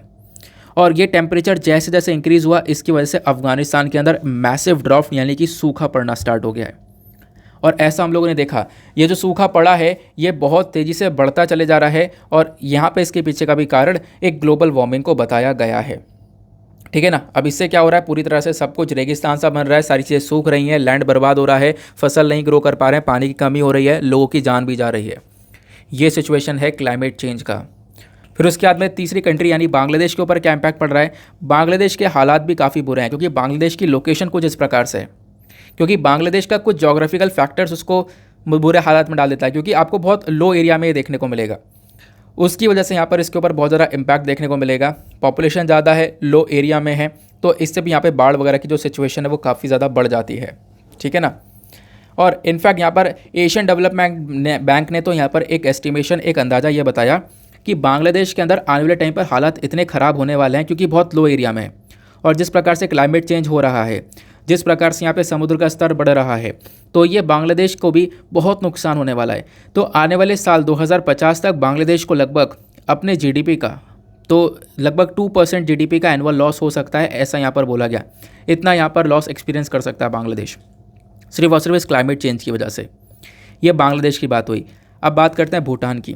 भूटान के ऊपर क्या इम्पैक्ट पड़ा। भूटान के ऊपर भी हम लोग देख पा रहे हैं जो गर्मी है वो काफ़ी ज़्यादा बढ़ चुकी है, जिसकी वजह से भूटान के अंदर जो ग्लेशियर्स है वो भी पिघले हैं और उन ग्लेशियर्स की वजह से बहुत सारे बर्फीले पहाड़ फटे हैं।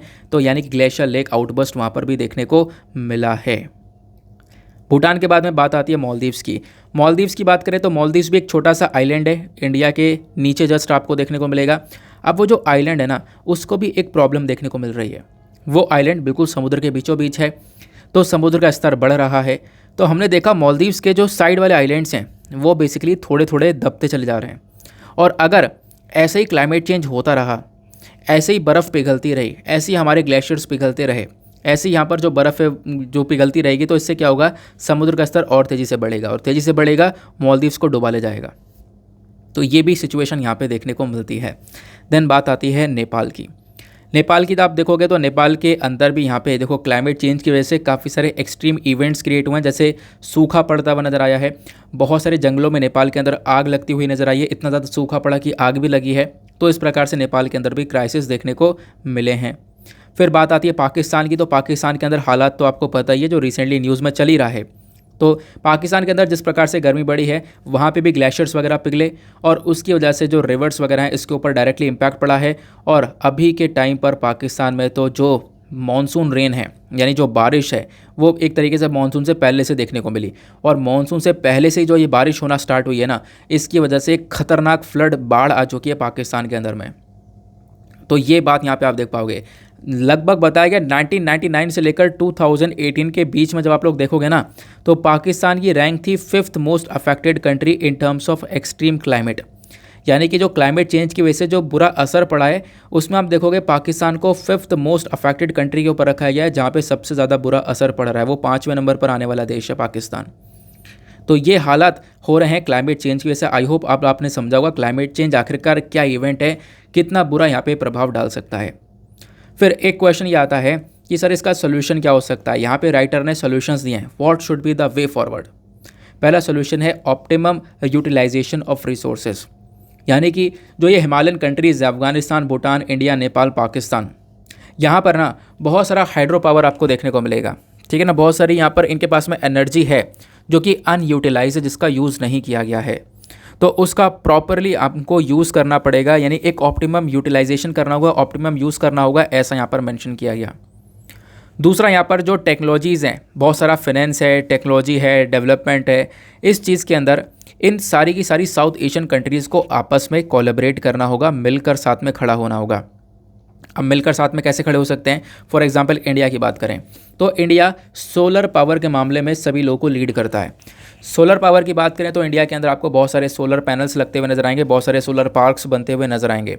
तो इंडिया बाकी सारी इन साउथ एशियन कंट्रीज़ की मदद कर सकता है कि ये कंट्रीज़ भी बहुत सस्ते दाम में ये सोलर पैनल से एक एनर्जी को जनरेट कर सकें।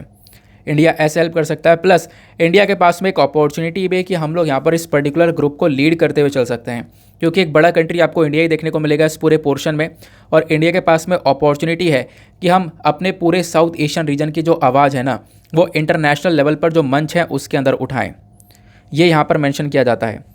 फिर उसके बाद में यहाँ पे बोला गया कि देखो इंटरनेशनल लेवल पर जितने भी मंच हैं उसके अंदर भारत आवाज़ उठाए।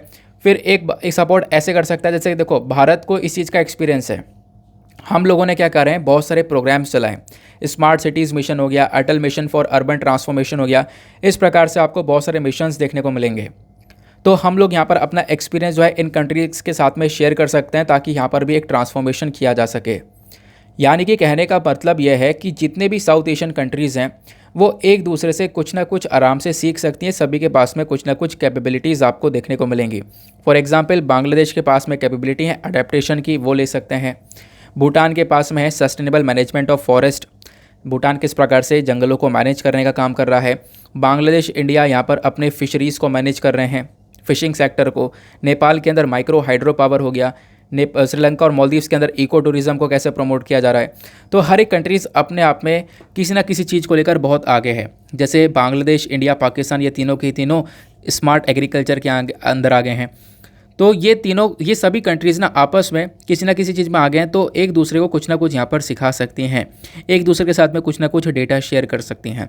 फिर एट द लास्ट यहाँ पर राइटर बोलता है कि एक और सोल्यूशन हो सकता है, बहुत शानदार सा सोल्यूशन, वो यह है कि south Asian association for regional cooperation climate fund बनाया जा सकता है।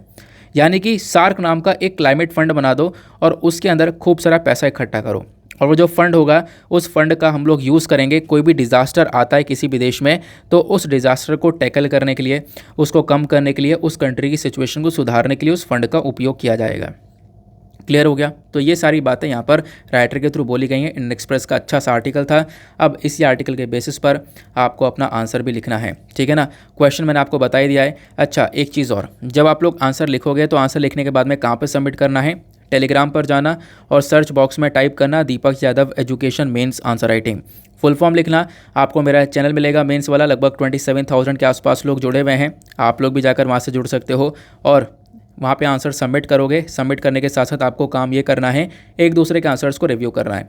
एटलीस्ट 2 आंसर्स रिव्यू कर लिया करो। इससे आपको भी फ़ायदा होगा, सामने वाले को भी फ़ायदा होगा। आपको फ़ायदा ये होगा कि आप की जो मतलब बातें हैं, मतलब दूसरे की जो भी यहाँ पे पॉइंट्स है उसको कलेक्ट करके आप अपने नोट्स में इंक्लूड कर सकते हो, अगर आपको कुछ यूनिक सा लग रहा है तो। बाकी यहाँ पर आप दूसरे की मिस्टेक्स भी बता सकते हो। तो इससे यहाँ पे काफ़ी सारे बेनिफिट मिलेगा। एक कोऑपरेटिव वे में वो ग्रुप अच्छे से यहाँ पर सभी लोग के लिए काम करेगा, ठीक है ना। चलो नेक्स्ट एडिटोरियल पर आते हैं। आज का अगला एडिटोरियल यहाँ पे आता है, बात करता है effecting the ban on single use plastics के बारे में। मेंशन किया गया है सिंगल यूज़ प्लास्टिक क्या है, सिंगल यूज़ प्लास्टिक के ऊपर क्यों बैन लगाया जा रहा है, इनका इम्पैक्ट एनवायरनमेंट के ऊपर क्या पड़ता है, वो सारी बातें यहाँ पर बताई जा रही हैं। तो आओ डिस्कस करते हैं। सारे के सारे यहाँ पर शॉर्ट पॉइंट्स में हम लोग कवर करने वाले हैं। देखो अभी फ़िलहाल स्टार्ट यहाँ पे ये होता है कि हमारी केंद्र सरकार ने रिसेंटली बोला ये था कि 1 जुलाई से हम क्या कर देंगे, सिंगल यूज़ प्लास्टिक को बैन कर देंगे। 1 जुलाई से सिंगल यूज़ प्लास्टिक हमारे कंट्री में बैन हो जाएगी। बैन का मतलब यह है कि इस प्लास्टिक की कोई भी मैन्युफैक्चरिंग नहीं होगी, कोई भी इंपोर्ट नहीं करेंगे, कोई स्टॉकिंग नहीं होगी, कोई डिस्ट्रीब्यूशन नहीं होगा, कोई भी यहाँ पर बेचेगा नहीं, कोई भी इस्तेमाल नहीं करेगा। मतलब हर तरीके से इसके ऊपर एक बैन लगाने के बारे में चर्चा की गई थी रिसेंटली हमारी केंद्र सरकार के थ्रू। फिर यहाँ पे आर्टिकल में बोला गया कि सिंगल यूज़ प्लास्टिक है क्या, पहले ये समझाओ। सिंगल यूज़ प्लास्टिक की जब बात की जाती है तो बेसिकली नाम से पता चल रहा है कि ये बेसिकली एक ऐसी प्लास्टिक है जिसको एक बार यूज़ करेंगे दोबारा फेंक देंगे। मतलब एक बार यूज़ करने वाली है, एक बार यूज़ करने के बाद में फेंक दिया जाएगा, तो इसको हम लोग सिंगल यूज़ प्लास्टिक बोलते हैं। सिंगल यूज़ के लिए यहाँ पर इस प्लास्टिक को बनाया गया है।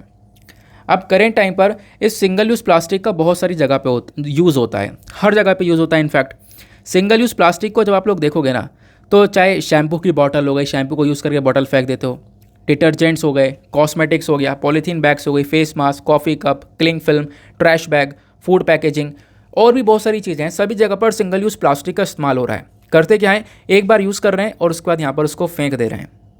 तो इसका जो शेयर है सिंगल यूज़ प्लास्टिक का, इसका जो यूज़ है बेसिकली वो बहुत ही ज़्यादा वाइडर लेवल पर है। और इसी यूज़ की वजह से जो इतना ज़्यादा यूज़ हो रहा है ना, इसी वजह से इसके ऊपर हम लोग कंट्रोल लगाने की कोशिश कर रहे हैं। अगर आप लोग देखोगे दुनिया भर में लगभग आप कह सकते हो कि एक 2021 की रिपोर्ट है मिनरो फाउंडेशन के थ्रू, और इन्होंने बताया जो सिंगल यूज़ प्लास्टिक है ना, ये तीसरे नंबर पर आने वाला एक सबसे ज़्यादा प्लास्टिक है जो कि दुनिया भर में प्रोड्यूस किया जाता है। और इसको यहाँ पे ट्रीट करना बहुत ज़्यादा ज़रूरी है, क्योंकि इसका प्रोडक्शन भी गलत तरीके से हो रहा है। मतलब एक तरीके से एनवायरनमेंट को नुकसान पहुँचा रहा है। और ये सिंगल यूज़ प्लास्टिक यूज़ करने के बाद जब आप लोग फेंक दोगे तो भी ये एनवायरनमेंट को ही नुकसान पहुँचाएगा। जब आप लोग देखोगे सिंगल यूज़ प्लास्टिक ना आज के टाइम पर इतनी बड़ी प्रॉब्लम बन चुका है, इसके बाद हम लोगों ने एक छोटा मोटा सोल्यूशन निकाला। सोल्यूशन ये था कि सिंगल यूज़ प्लास्टिक को क्या किया जाए, दफना दिया जाए, जला दिया जाए। लेकिन ऐसा हमने किया भी 2019 में। लेकिन जब ऐसा किया ना, तो इससे भी क्या हो रहा है, एनवायरनमेंट के ऊपर डायरेक्टली इम्पैक्ट पड़ रहा है। आप ज़मीन के अंदर दफना दो, उससे भी एनवायरनमेंट के ऊपर आप कह सकते हो एक नेगेटिव इम्पैक्ट पड़ेगा, टॉक्सिक गैसेस रिलीज़ होंगी। चाहे यहाँ पर जो प्लास्टिक है उसको जला दो, जलाने से भी क्या होगा, बहुत सारी जहरीली गैसेस एनवायरनमेंट के अंदर रिलीज़ होंगी। तो ये कुछ यहाँ पर इस प्रकार से काम देखने को मिला। तो इससे यहाँ पर यह हो रहा है कि अभी एक सोल्यूशन ये हो सकता है कि डायरेक्टली इसको बैन कर दिया जाए। इसका प्रोडक्शन ही नहीं होगा तो इसका यूज़ भी नहीं होगा। सारी बात तो यही है ना। नहीं तो फिर क्या होगा कि अगर ये यूज़ होती रहेगी तो इनका ग्रीन हाउस गैस एमिशन के अंदर कंट्रीब्यूशन देखने को मिलेगा। और एक प्रोजेक्शन ये बताता है कि अगर सिंगल यूज़ प्लास्टिक हम लोग इस्तेमाल करते रहे तो 2050 तक जो ग्रीन हाउस गैस एमिशन है वो काफ़ी ज़्यादा बढ़ जाने वाला है। यानी कि जो भी पोल्यूशन है हमारे देश भर के अंदर, दुनिया भर के अंदर, वो काफ़ी ज़्यादा इंक्रीज़ हो जाएगा। अब इंडिया के रिस्पेक्ट में यहाँ पर एक डेटा दिया गया है, उस डेटा को थोड़ा सा हम लोग कवर करते हैं। यहाँ पर मेंशन किया गया एक रिपोर्ट है, उस रिपोर्ट के अंदर इंडिया को टॉप 100 कंट्रीज़ में से 94 नंबर पर रखा गया है सिंगल यूज़ प्लास्टिक मैनेजमेंट के ऊपर, कि हम लोग सही से सिंगल यूज़ प्लास्टिक का मैनेजमेंट नहीं कर पा रहे हैं। जनरेशन बहुत ज़्यादा हो रहा है, प्रॉपरली मैनेज नहीं कर पा रहे हैं। उसके बेसिस पर रैंक हमारी बहुत ज़्यादा बुरी देखने को मिलेगी। कंट्री के अंदर जो डोमेस्टिक प्रोडक्शन है वो अपने आप में बहुत ज़्यादा देखने को मिलेगा। देश भर के अंदर जो प्रोडक्शन है ना, लगभग 11 मिलियन मेट्रिक टन हर साल हम लोग इतना सिंगल यूज़ प्लास्टिक को जनरेट कर रहे हैं। बहुत सारा प्लास्टिक हम लोग इंपोर्ट भी कर लेते हैं। तो सिंगल यूज़ प्लास्टिक जो है ये अपने आप में बहुत ज़्यादा है, ठीक है ना। इंडिया के अंदर इसका जनरेशन बहुत ज़्यादा हो रहा है, ऐसा यहाँ पर मेंशन किया गया। तो बेसिकली यहाँ पर एक क्वेश्चन बाद में ये भी आता है कि आखिरकार सिंगल यूज़ प्लास्टिक ही क्यों, मतलब इन्हीं को क्यों टारगेट किया गया है। इसके पीछे का रीज़न जबकि मैंने आपको बता दिया है कि ये एनवायरनमेंट के लिए खतरनाक है, लेकिन कितना खतरनाक है आओ चलो इसको समझते हैं। इस वाले पिक्चर को देखो, यहाँ पे बोला गया जो ये प्लास्टिक से, जैसे सपोज़ प्लास्टिक की बॉटल जो आप लोग यूज़ कर रहे हो, प्लास्टिक की बॉटल का हमने इस्तेमाल किया और उसके बाद उसको फेंक दिया, तो प्लास्टिक की बॉटल एनवायरनमेंट में 450 साल तक ऐसी पड़ी रहेगी और वो एक नेगेटिव इम्पैक्ट एनवायरनमेंट के ऊपर डालती रहेगी। मान लो प्लास्टिक का बैग है तो 20 ईयर्स तक पड़ा रहेगा। सिगरेट के जो फिल्टर्स है वो 10 साल तक ऐसी एनवायरनमेंट में पड़े रहेंगे। उसके बाद में जो साबुन है, साबुन का जो स्ट्रो फोम है वो यहाँ पर जो स्ट्रो फोम देखने को मिलता है वो यहाँ पे पड़ा रहेगा। साबुन कह रहा हूँ मैं, मतलब ये हमेशा ज़िंदगी भर यहाँ पे पड़ा रहेगा। कॉफ़ी के कप 30 साल तक, प्लास्टिक की स्ट्रॉ 200 साल तक, प्लास्टिक की कटरली 100 साल तक। तो आप देख सकते हो कि कुछ ऐसी प्लास्टिक्स हैं जो कि एनवायरनमेंट के अंदर फेंक दी जाए तो भी ख़राब नहीं होंगी, लगातार ये एक तरीके से छोटे छोटे टुकड़ों में टूटती भी चलेंगी और टूटते टूटते यहाँ पर एनवायरनमेंट के अंदर बहुत सारा जहर रिलीज़ करेंगी और फिर उसके बाद में ये माइक्रो प्लास्टिक्स के अंदर कन्वर्ट हो जाएंगी। और फिर वो जो माइक्रो प्लास्टिक है वो यहाँ पर डायरेक्टली जो लोग नॉन वेजिटेरियन हैं, खासकर यहाँ पर मान लो ये जो प्लास्टिक्स हैं, ये क्या करेगा, ये समुद्र तक पहुँचेगा माइक्रो प्लास्टिक। इससे यहाँ पर जानवर खाएंगे, जानवर भी डैमेज होंगे, जानवर को भी नुकसान पहुँचेगा, प्लस कुछ इंसान यहाँ पर उनकी प्लेट तक वो माइक्रो प्लास्टिक पहुँचेगा। तो इसकी वजह से भी यहाँ पर सिंगल यूज़ प्लास्टिक को बैन करना बहुत ज़्यादा हमारे लिए ज़रूरी बन चुका है, ठीक है ना। ये बात आपको समझ में आ गई। सिंगल यूज़ प्लास्टिक बन कैसे रहा है, फॉसिल फ्यूल से बन रहा है और इसको हमें बैन करना इसलिए भी ज़रूरी है क्योंकि इससे पॉल्यूशन काफ़ी ज़्यादा हो रहा है, टॉक्सिक्स बहुत सारा रिलीज़ करता है, हमारे ओशन को पोल्यूट कर रहा है, एनवायरनमेंट को पोल्यूट कर रहा है। बहुत सारे समुद्र के अंदर जो जानवर हैं, पक्षी हैं, वो सब मर रहे हैं। समुद्र के अंदर जानवर और बाकी जो बर्ड्स हैं एनवायरनमेंट के अंदर वो भी यहाँ पर मरती हुई नज़र आ रही हैं। तो बेसिकली ये सारी प्रॉब्लम्स आज के टाइम पर देखने को मिलती है इस सिंगल यूज़ प्लास्टिक की वजह से। क्लियर हो गया इतना? आओ आगे आते हैं। ये मैंने आपको समझा दिया कि क्या इम्पैक्ट पड़ रहा है। आज के टाइम पर हम लोग टूथपेस्ट से लेकर फ्रोज़न फूड तक सभी जगह पर सिंगल यूज़ प्लास्टिक का यूज़ कर रहे हैं, यानी कि यूज़ एंड थ्रो वाली प्लास्टिक का इस्तेमाल किया जा रहा है।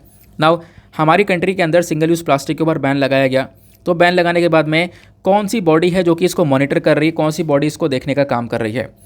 तो यहाँ पे आप देखोगे जो ये बैन है ना, इसको मॉनिटर किया जाएगा CPCB के through, control pollution control board के थ्रू।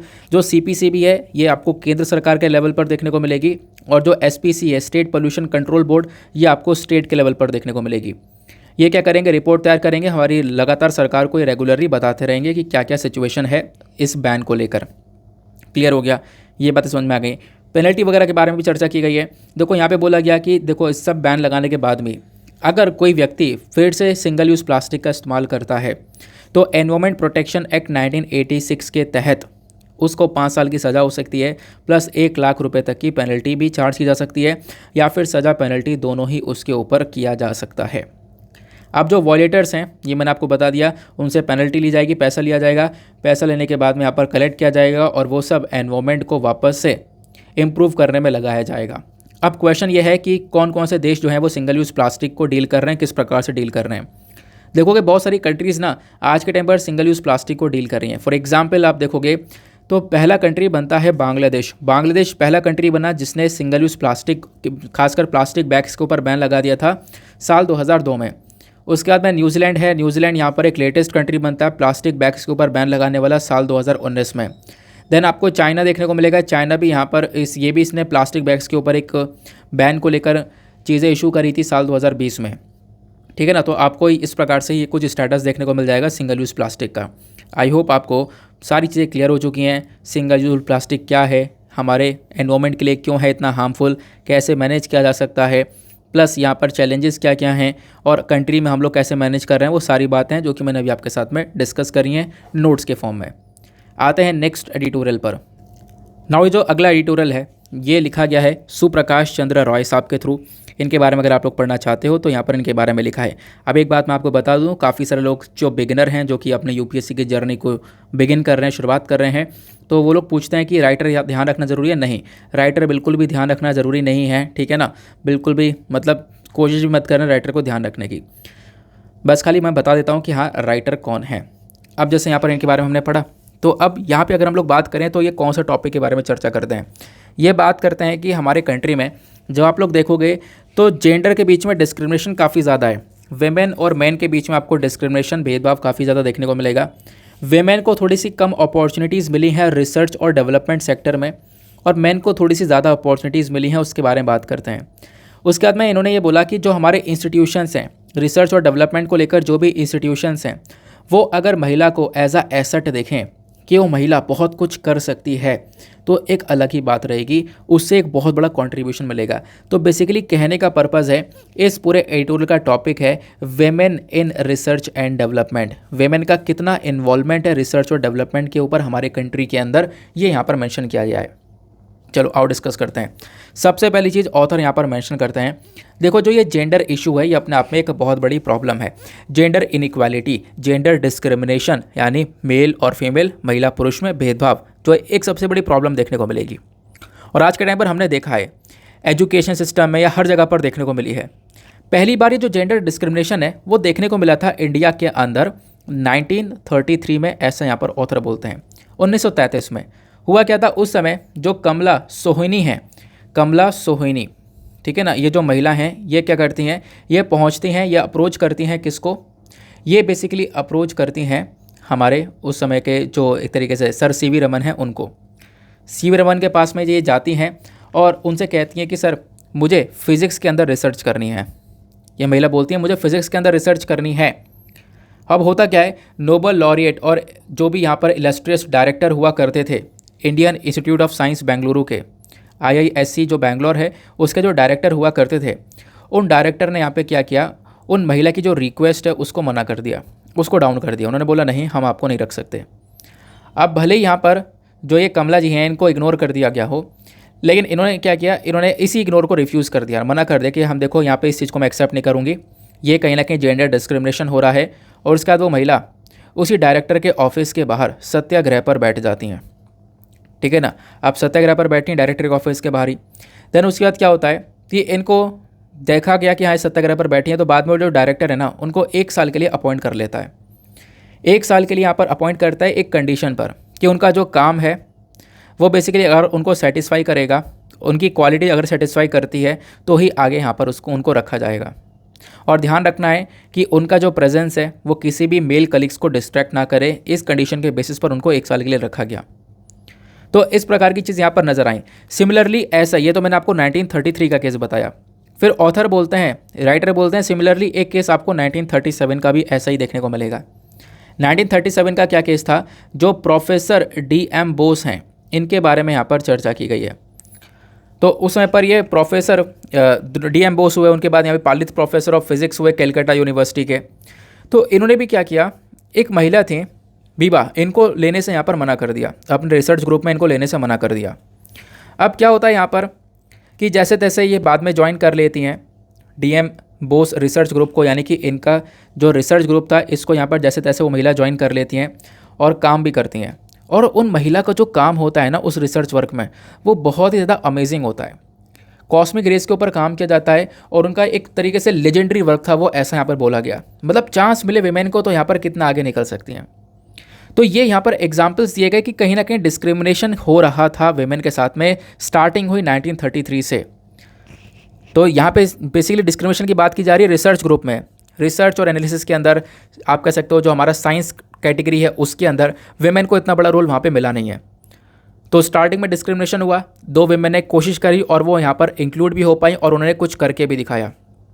फिर ऑथर बोलते हैं हालांकि सरकार ने बहुत सारे इनिशिएटिव्स उठा रखे हैं, जैसे कि यहाँ पर मेंशन किया है गवर्नमेंट इंसेंटिव्स के बारे में, इनिशिएटिव्स के बारे में। सरकार ने बहुत सारे अच्छे अच्छे प्रोग्राम्स चलाए हैं जो कि वेमेन का इन्वॉल्वमेंट हमारे हायर एजुकेशन के अंदर इंक्रीज़ करते हैं। गवर्नमेंट ऑफ इंडिया ने रिसेंटली क्या किया, कुछ एफर्ट्स लगाए हैं ताकि हम लोग जेंडर इनइक्वालिटी को अपने कंट्री में रोक सकें। जो ये एक तरीके से जेंडर को लेकर असमानता है उसको ख़त्म किया जा सके। कैसे किया जाएगा, वेमेन को हायर एजुकेशन दिया जाएगा और ख़ासकर वेमेन को हायर एजुकेशन में बढ़ावा देने के लिए वेमेन को कुछ इंसेंटिव्स दिए जाएंगे, कुछ अलग से यहाँ पर बेनिफिट्स मिलेंगे वेमेन को। और इसी चीज़ को लेकर कुछ इनिशिएटिव सरकार ने स्टार्ट किए। वो इनिशिएटिव कौन कौन से हैं? पहला इनिशिएटिव आपको देखने को मिलता है गति। ध्यान रखना, पहला इनिशिएटिव कौन सा है? गति। गति की फुल फॉर्म क्या है? तो गति की फुल फॉर्म आपको देखने को मिलती है gender advancement for transforming institution. ये एक इम्पॉर्टेंट प्रोजेक्ट चलाया गया था department of science and tech के अंदर में, ताकि जेंडर इक्वालिटी को बढ़ाया जा सके। साइंस और टेक्नोलॉजी वाले सेक्टर में महिला को भी लेकर आया जा सके, महिला को सपोर्ट मिले। फिर उसी प्रकार से एक और सरकार ने इनिशिएटिव उठाया, वो था किरण। ठीक है ना, इसके बारे में भी आपने पढ़ा होगा। किरण की फुल फॉर्म क्या है? Knowledge involvement research advance through nurturing. तो ये भी एक प्लान था जो कि department of science and tech के अंदर में चलाया गया था। अगेन इसको भी इसलिए चलाया गया था ताकि वेमेन साइंटिस्ट को साइंस रिसर्च टेक्नोलॉजी के अंदर एंकरेज किया जा सके, वेमेन अपना इन्वॉल्वमेंट साइंस के अंदर बढ़ाएं, साइंस के कैटेगरी के अंदर वेमेन का इन्वॉल्वमेंट बढ़ता रहे। इसलिए इस वजह से यहाँ पर ये कुछ इनिशिएटिव्स स्टार्ट करे गए थे। ठीक है ना, तो ये आपको ध्यान रखना है। देखो गति के बारे में ये रहा, किरण के बारे में ये रहा, इन दोनों को क्यों लाया गया ये मैंने आपको समझाया। अब आप लोग देखोगे साइंस टेक्नोलॉजी और इन मैथमेटिक्स वाली जो कैटेगरी है, इसके अंदर जब आप लोग देखोगे ना, तो इंडिया की जो पोजीशन है खासकर वेमेन के मामले में, वो आज के टाइम पर थोड़ी सी बेकार देखने को मिलेगी। अगर हम लोग यूनेस्को के डेटा के अकॉर्डिंग बात करें, जो यूनेस्को का डेटा है इसके अकॉर्डिंग बात करें, तो इंडिया आज के टाइम पर लोएस्ट पोजीशन पर है। इसका मतलब यह है जो साइंस और टेक्नोलॉजी, इंजीनियरिंग, मैथमेटिक्स जो इसकी फील्ड है ना, इस फील्ड के अंदर हमारे यहाँ पर हमारे कंट्री में 14% जो फीमेल हैं, इतने ही फीमेल का इन्वॉल्वमेंट है।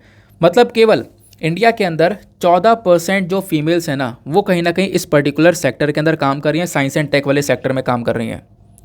तो काफ़ी सारी एडवांस कंट्री से हम पीछे हैं, लेकिन खास बात यह इतना भी पीछे नहीं है। क्यों? क्योंकि जापान के अंदर भी आप देखोगे तो 16% वेमेन आपको इस साइंस एंड टेक की कैटेगरी में देखने को मिलेंगी। फिर नीदरलैंड की बात करोगे तो यहाँ पर 26% देखने को मिलेगी। यूएसए की बात करोगे 27% देखने को मिलेंगी, और यूके की बात करोगे तो यहाँ पर भी 39% देखने को मिलती हैं। तो ये कुछ एडवांस इकोनॉमीज़ हैं, इनसे इंडिया थोड़ा सा पीछे आपको देखने को मिल जाता है। तो इंडिया के अंदर वेमेन का जो रोल है साइंस एंड टेक के अंदर अभी काफ़ी कम है। लेकिन यहीं पर इसी रिपोर्ट में बोला गया कुछ कंट्रीज़ जो कि बहुत ही आगे हैं। For example south Africa, Egypt हो गया, यहाँ पर 45% फीमेल का कंट्रीब्यूशन है इनके साइंस एंड टेक सेक्टर के अंदर। और इसके अलावा टूनिशिया हो गया, अफ्रीका हो गया, अर्जेंटीना हो गया, न्यूजीलैंड हो गया, यहाँ पर 50% से भी ज़्यादा है। जैसे टूनिशिया के अंदर 55%, अफ्रीका के अंदर 55%, अर्जेंटीना के अंदर 53%। तो वेमेन का इन्वॉल्वमेंट साइंस एंड टेक के अंदर, रिसर्चेस के अंदर बहुत ज़्यादा देखने को मिलता है। तो इंडिया इस एस्पेक्ट में काफ़ी पीछे रह गया है, ऐसा यहाँ पर बोला गया। इंडिया के अंदर जो वेमेन है वो काफ़ी पीछे हैं, खासकर रिसर्च और मतलब वही साइंस एंड टेक की कैटेगरी में। इसके पीछे क्या है, डेटा क्या बोलता है, मैंने आपको बताया। लेकिन जो फीमेल का पार्टिसिपेशन है ना हमारी ग्रेजुएशन स्टडीज़ में, वही कम है। पहली बात तो रिसर्च में आगे बढ़ेंगी कैसे विमेन, जब ग्रेजुएशन की स्टडीज़ यहाँ पर की जाएगी, हायर स्टडीज़ करी जाएंगी, और हायर स्टडीज़ के अंदर ही वेमेन का इन्वॉल्वमेंट काफ़ी कम है। 27% फीमेल आज के टाइम पर फीमेल जो है ग्रेजुएशन स्टडीज़ के अंदर इन्वॉल्व हैं, बाकी सारे मेल आपको देखने को मिलेंगे। तो मेल के कंपैरिजन में फीमेल्स आपको मेल के कंपैरिजन में फीमेल्स आपको बहुत कम देखने को मिलेंगी जो कि आज के टाइम पर ग्रेजुएशन की स्टडीज़ वगैरह कर रही हों। इसी की वजह से यहाँ पर जो साइंस की अकेडमीज़ हैं उनमें भी यहाँ पर वेमेन का इन्वॉल्वमेंट काफ़ी कम है। साइंस की अकेडमीज़ में बहुत पॉपुलर अकेडमीज़ आती हैं, for example Indian academy of sciences आता है, फिर उसके बाद में इंडियन नेशनल साइंस अकेडमी आता है, then national academy of science in India आता है। ये सारे के सारे जो बॉडी है ना, ये आपको ऊपर दिख रहे होंगे, तो ये आप लोग यहाँ पर देख पाओगे। तो ये बात हमें बताई गई। तो इनके अंदर भी जो वेमेन का इन्वॉल्वमेंट है आपको बहुत ही ज़्यादा कम देखने को मिलेगा। क्लियर हो गया। देन उसके बाद में एक रिपोर्ट पब्लिश होती है रिसेंटली, और उस रिपोर्ट के अकॉर्डिंग अगर हम लोग बात करें, जो ये साइंस एंड टेक को लेकर जो भी इंस्टीट्यूशंस हैं, इसमें वेमेन ने बहुत कम स्पेसेस को लिया है। मतलब एक रिपोर्ट जो पब्लिश होती है इसमें बोला गया जो वेमेन है ना, आज के टाइम पर जितने भी आपको पोजीशंस देखने को मिलती हैं, प्रोफेसर वाली पोजीशंस देखने को मिलती हैं, उसमें भी वेमेन की जो कैटेगरी है वो बहुत कम है। फॉर एग्जांपल आईआईटी मद्रास के अंदर अगर हम लोग बात करें तो जो नंबर ऑफ़ वेमेन एम्प्लॉयज़ हैं वो बहुत कम है। आईआईटी मद्रास के अंदर अगर 314 प्रोफेसर्स हैं तो उसमें से केवल 31 फीमेल प्रोफेसर्स हैं। आईआईटी बॉम्बे की अगर हम लोग बात करें तो यहाँ पर अगर 143 प्रोफेसर्स हैं तो उनमें से केवल 25 वेमेन प्रोफेसर्स हैं। तो ये आज के टाइम पर सिचुएशन है, चाहे वो इंस्टीट्यूट्स हों, चाहे वो रिसर्च की अकेडमीज़ हों, कहीं पर भी वेमेन का जो इन्वॉल्वमेंट है वो आपको बहुत ही ज़्यादा कम देखने को मिलेगा। क्लियर हो गया। फिर ये सारी बातें बताने के बाद में ऑथर मेंशन करते हैं, अब हम लोग बात करते हैं प्राइवेट सेक्टर की। ये तो आप लोगों ने यहाँ पर रिसर्च डेवलपमेंट की बात करी। अब कॉर्पोरेट वर्ल्ड की बात करें तो कॉर्पोरेट वर्ल्ड में जो नंबर ऑफ़ वेमेन है वो काफ़ी इंक्रीज़ हुई हैं। यानी जो बड़े बड़े बिजनेसेस आपको देखने को मिलेंगे, जो नंबर ऑफ़ वेमेन है सीनियर मैनेजमेंट पोजीशंस पर, वो आपको इंक्रीज़ होती हुई नजर आएंगी। फॉर एग्जाम्पल यहाँ पे बड़ी बड़ी फॉर्चून कंपनीज़ हैं, जो फॉर्चून 500 कंपनीज़ आपको 500 बड़ी कंपनीज़ देखने को मिलती हैं ना, इसमें अगर हम लोग बात करें तो 15% कंपनी के अंदर जो वेमेन है वही यहाँ पर CEO देखने को मिलेगी। तो बेसिकली भले यहाँ पर एक वेमेन का कंट्रीब्यूशन कम हो, लेकिन प्राइवेट सेक्टर में कंट्रीब्यूशन रिसेंटली इंक्रीज़ हुआ है। 2016 में वेमेन का कंट्रीब्यूशन प्राइवेट एंटरप्राइजेस के अंदर 15% था, फिर ये 2016 से बढ़कर 2018 में 16.9% हुआ, फिर 2022 में 19.7% हुआ। तो वेमेन का कंट्रीब्यूशन जो है ना प्राइवेट सेक्टर में लगातार इंक्रीज़ हुआ है, ऐसा यहाँ पर ऑथर मेंशन करते हैं, जो कि बहुत ही ज़्यादा अच्छी बात है। अब इसी चीज़ को देखते हुए ऑथर एक आशा लगाते हैं, होप ये करते हैं कि जो सरकार है, सरकार 2047 तक यहाँ पर कंट्री को एक डेवलप्ड कंट्री बनाना चाहती है। तो उसके लिए क्या करना होगा, उसके लिए हमें जेंडर इक्वालिटी के कॉन्सेप्ट्स को लेकर आना होगा। आज के टाइम पर जो इंस्टीट्यूशंस है, खासकर साइंस एंड टेक के इंस्टीट्यूशंस है, अकेडमीज़ हैं, यहाँ सभी पर वेमेन का रोल इन्वॉल्वमेंट जो है वो बढ़ाना होगा। उसके लिए हमें अलग अलग इनिशिएटिव्स लेकर आने होंगे, ऐसा यहाँ पर ऑथर मेंशन करते हैं। आई होप आपको काफ़ी अच्छे से क्लैरिटी यहाँ पर मिल चुकी है जो भी यहाँ पर ऑथर ने बोला है। चलो आज के लास्ट एडिटोरियल पर आते हैं। अब जो आखिरी एडिटोरियल है वो आपको ये देखने को मिलेगा, why has the supreme court relax the ban on iron ore. देखो आयरन ओर की माइनिंग ना कर्नाटका के अंदर एक टाइम पर बहुत ज़्यादा हुआ करती थी। आयरन ओर क्या है? आयरन ओर बेसिकली एक रॉ मटेरियल है, कच्चा माल है, जिसका इस्तेमाल किया जाता है छोटे लोहे को बनाने के लिए। मतलब आप कह सकते हो एक ऐसा रॉ मटेरियल जिससे कि हम लोग स्टील भी बना सकते हैं। स्टील बनाने के लिए यहाँ पर इस चीज़ का आयरन ओर का बहुत इस्तेमाल होता है। अब क्या होता है, इसकी खदान में से खनन करने के बाद में इसको निकाला जाता है। होता क्या है, कर्नाटका के अंदर बहुत ज़्यादा आयरन ओर की माइनिंग हुआ करती थी। तो रिसेंटली क्या होता है, इस माइनिंग को यहाँ पर बैन कर दिया जाता है सुप्रीम कोर्ट के थ्रू। सुप्रीम कोर्ट ने 2002 में देखा भैया बहुत सारे करप्शंस हो रहे। करप्शंस क्या, इलीगल तरीके से माइनिंग हो रही है, इलीगल माइनिंग हो रही है, अवैध तरीके से माइनिंग की जा रही है, दबा के माइनिंग हो रही है, जो कि बहुत ज़्यादा बढ़ रही थी। इसकी वजह से जिन लोगों से माइनिंग करवाई जा रही थी, लोगों की हेल्थ यहाँ पे बेकार हो रही थी, और हमारे एनवायरनमेंट के ऊपर लगातार बहुत पोल्यूशन हो रहा था, एनवायरनमेंट के ऊपर लगातार नेगेटिव इम्पैक्ट पड़ रहा था। सुप्रीम कोर्ट ने इन चीज़ों को देखते हुए इन माइनिंग्स के ऊपर बैन लगा दिया। बोला भैया अब प्रोडक्शन होगा नहीं, एक लिमिट के ज़्यादा यहाँ पे प्रोडक्शन नहीं हो सकता। फिर क्या होता है, यहाँ पर रिसेंटली सुप्रीम कोर्ट ने इस बैन को रिलैक्स कर दिया है। अब रिलैक्स करने का पीछे का रीज़न क्या है वो यहाँ पर जानना है। रिलैक्स करने का पीछे का रीज़न यहाँ पर यह है, देखो इन माइनिंग से बहुत पैसा आता है। यहाँ पे जो आयरन ओर है ना, इससे यहाँ पर स्टील का प्रोडक्शन किया जाता है। तो बेसिकली काफ़ी साल हो चुके हैं, लेकिन अब यहाँ पर कोर्ट चाहता यह है कि देखो ये जो माइनिंग है ना, ये भी होगी, और साथ साथ में आपको एनवायरनमेंट का भी ध्यान रखना है, क्योंकि ये जो माइनिंग है इससे ओवरऑल इकोनॉमिक डेवलपमेंट होने वाला है। ठीक है ना, इससे ओवरऑल क्योंकि बहुत सारी कमाई होगी, माइनिंग होगी, ये जाएगा, स्टील बनेगा, इससे बहुत सारी कमाई होने वाली है, उस पर्टिकुलर एरिया की ग्रोथ होने वाली है। तो इससे ओवरऑल इकोनॉमिक डेवलपमेंट के अंदर एक बहुत बड़ा फ़ायदा मिलेगा। तो इसकी वजह से इस माइनिंग के ऊपर वापस से रिलैक्सेशन दिया गया, इसको मतलब जो बैन लगाया गया था वापस से छूट दी गई। तो इसमें कुछ अलग से पॉइंट पढ़ने वाला इतना खास पॉइंट नहीं था, बस खाली इसी चक्कर में मैंने यहाँ पर कोई डिटेल से इसमें इन्फॉर्मेशन दी नहीं है। क्लियर हो गया? बाकी आई होप आपको ये सारे एडिटोरियल्स अच्छे से क्लियर हो गए होंगे। एक दो छोटे छोटे न्यूज़ आर्टिकल हैं, फटाफट उनको भी कवर करते हैं, फिर उसके बाद में हम लोग अपने इस लेक्चर को समाप्त करते हैं। और वो छोटे छोटे न्यूज़ आर्टिकल कौन से हैं, कहाँ गए, उसको पहले कवर कर लेंगे।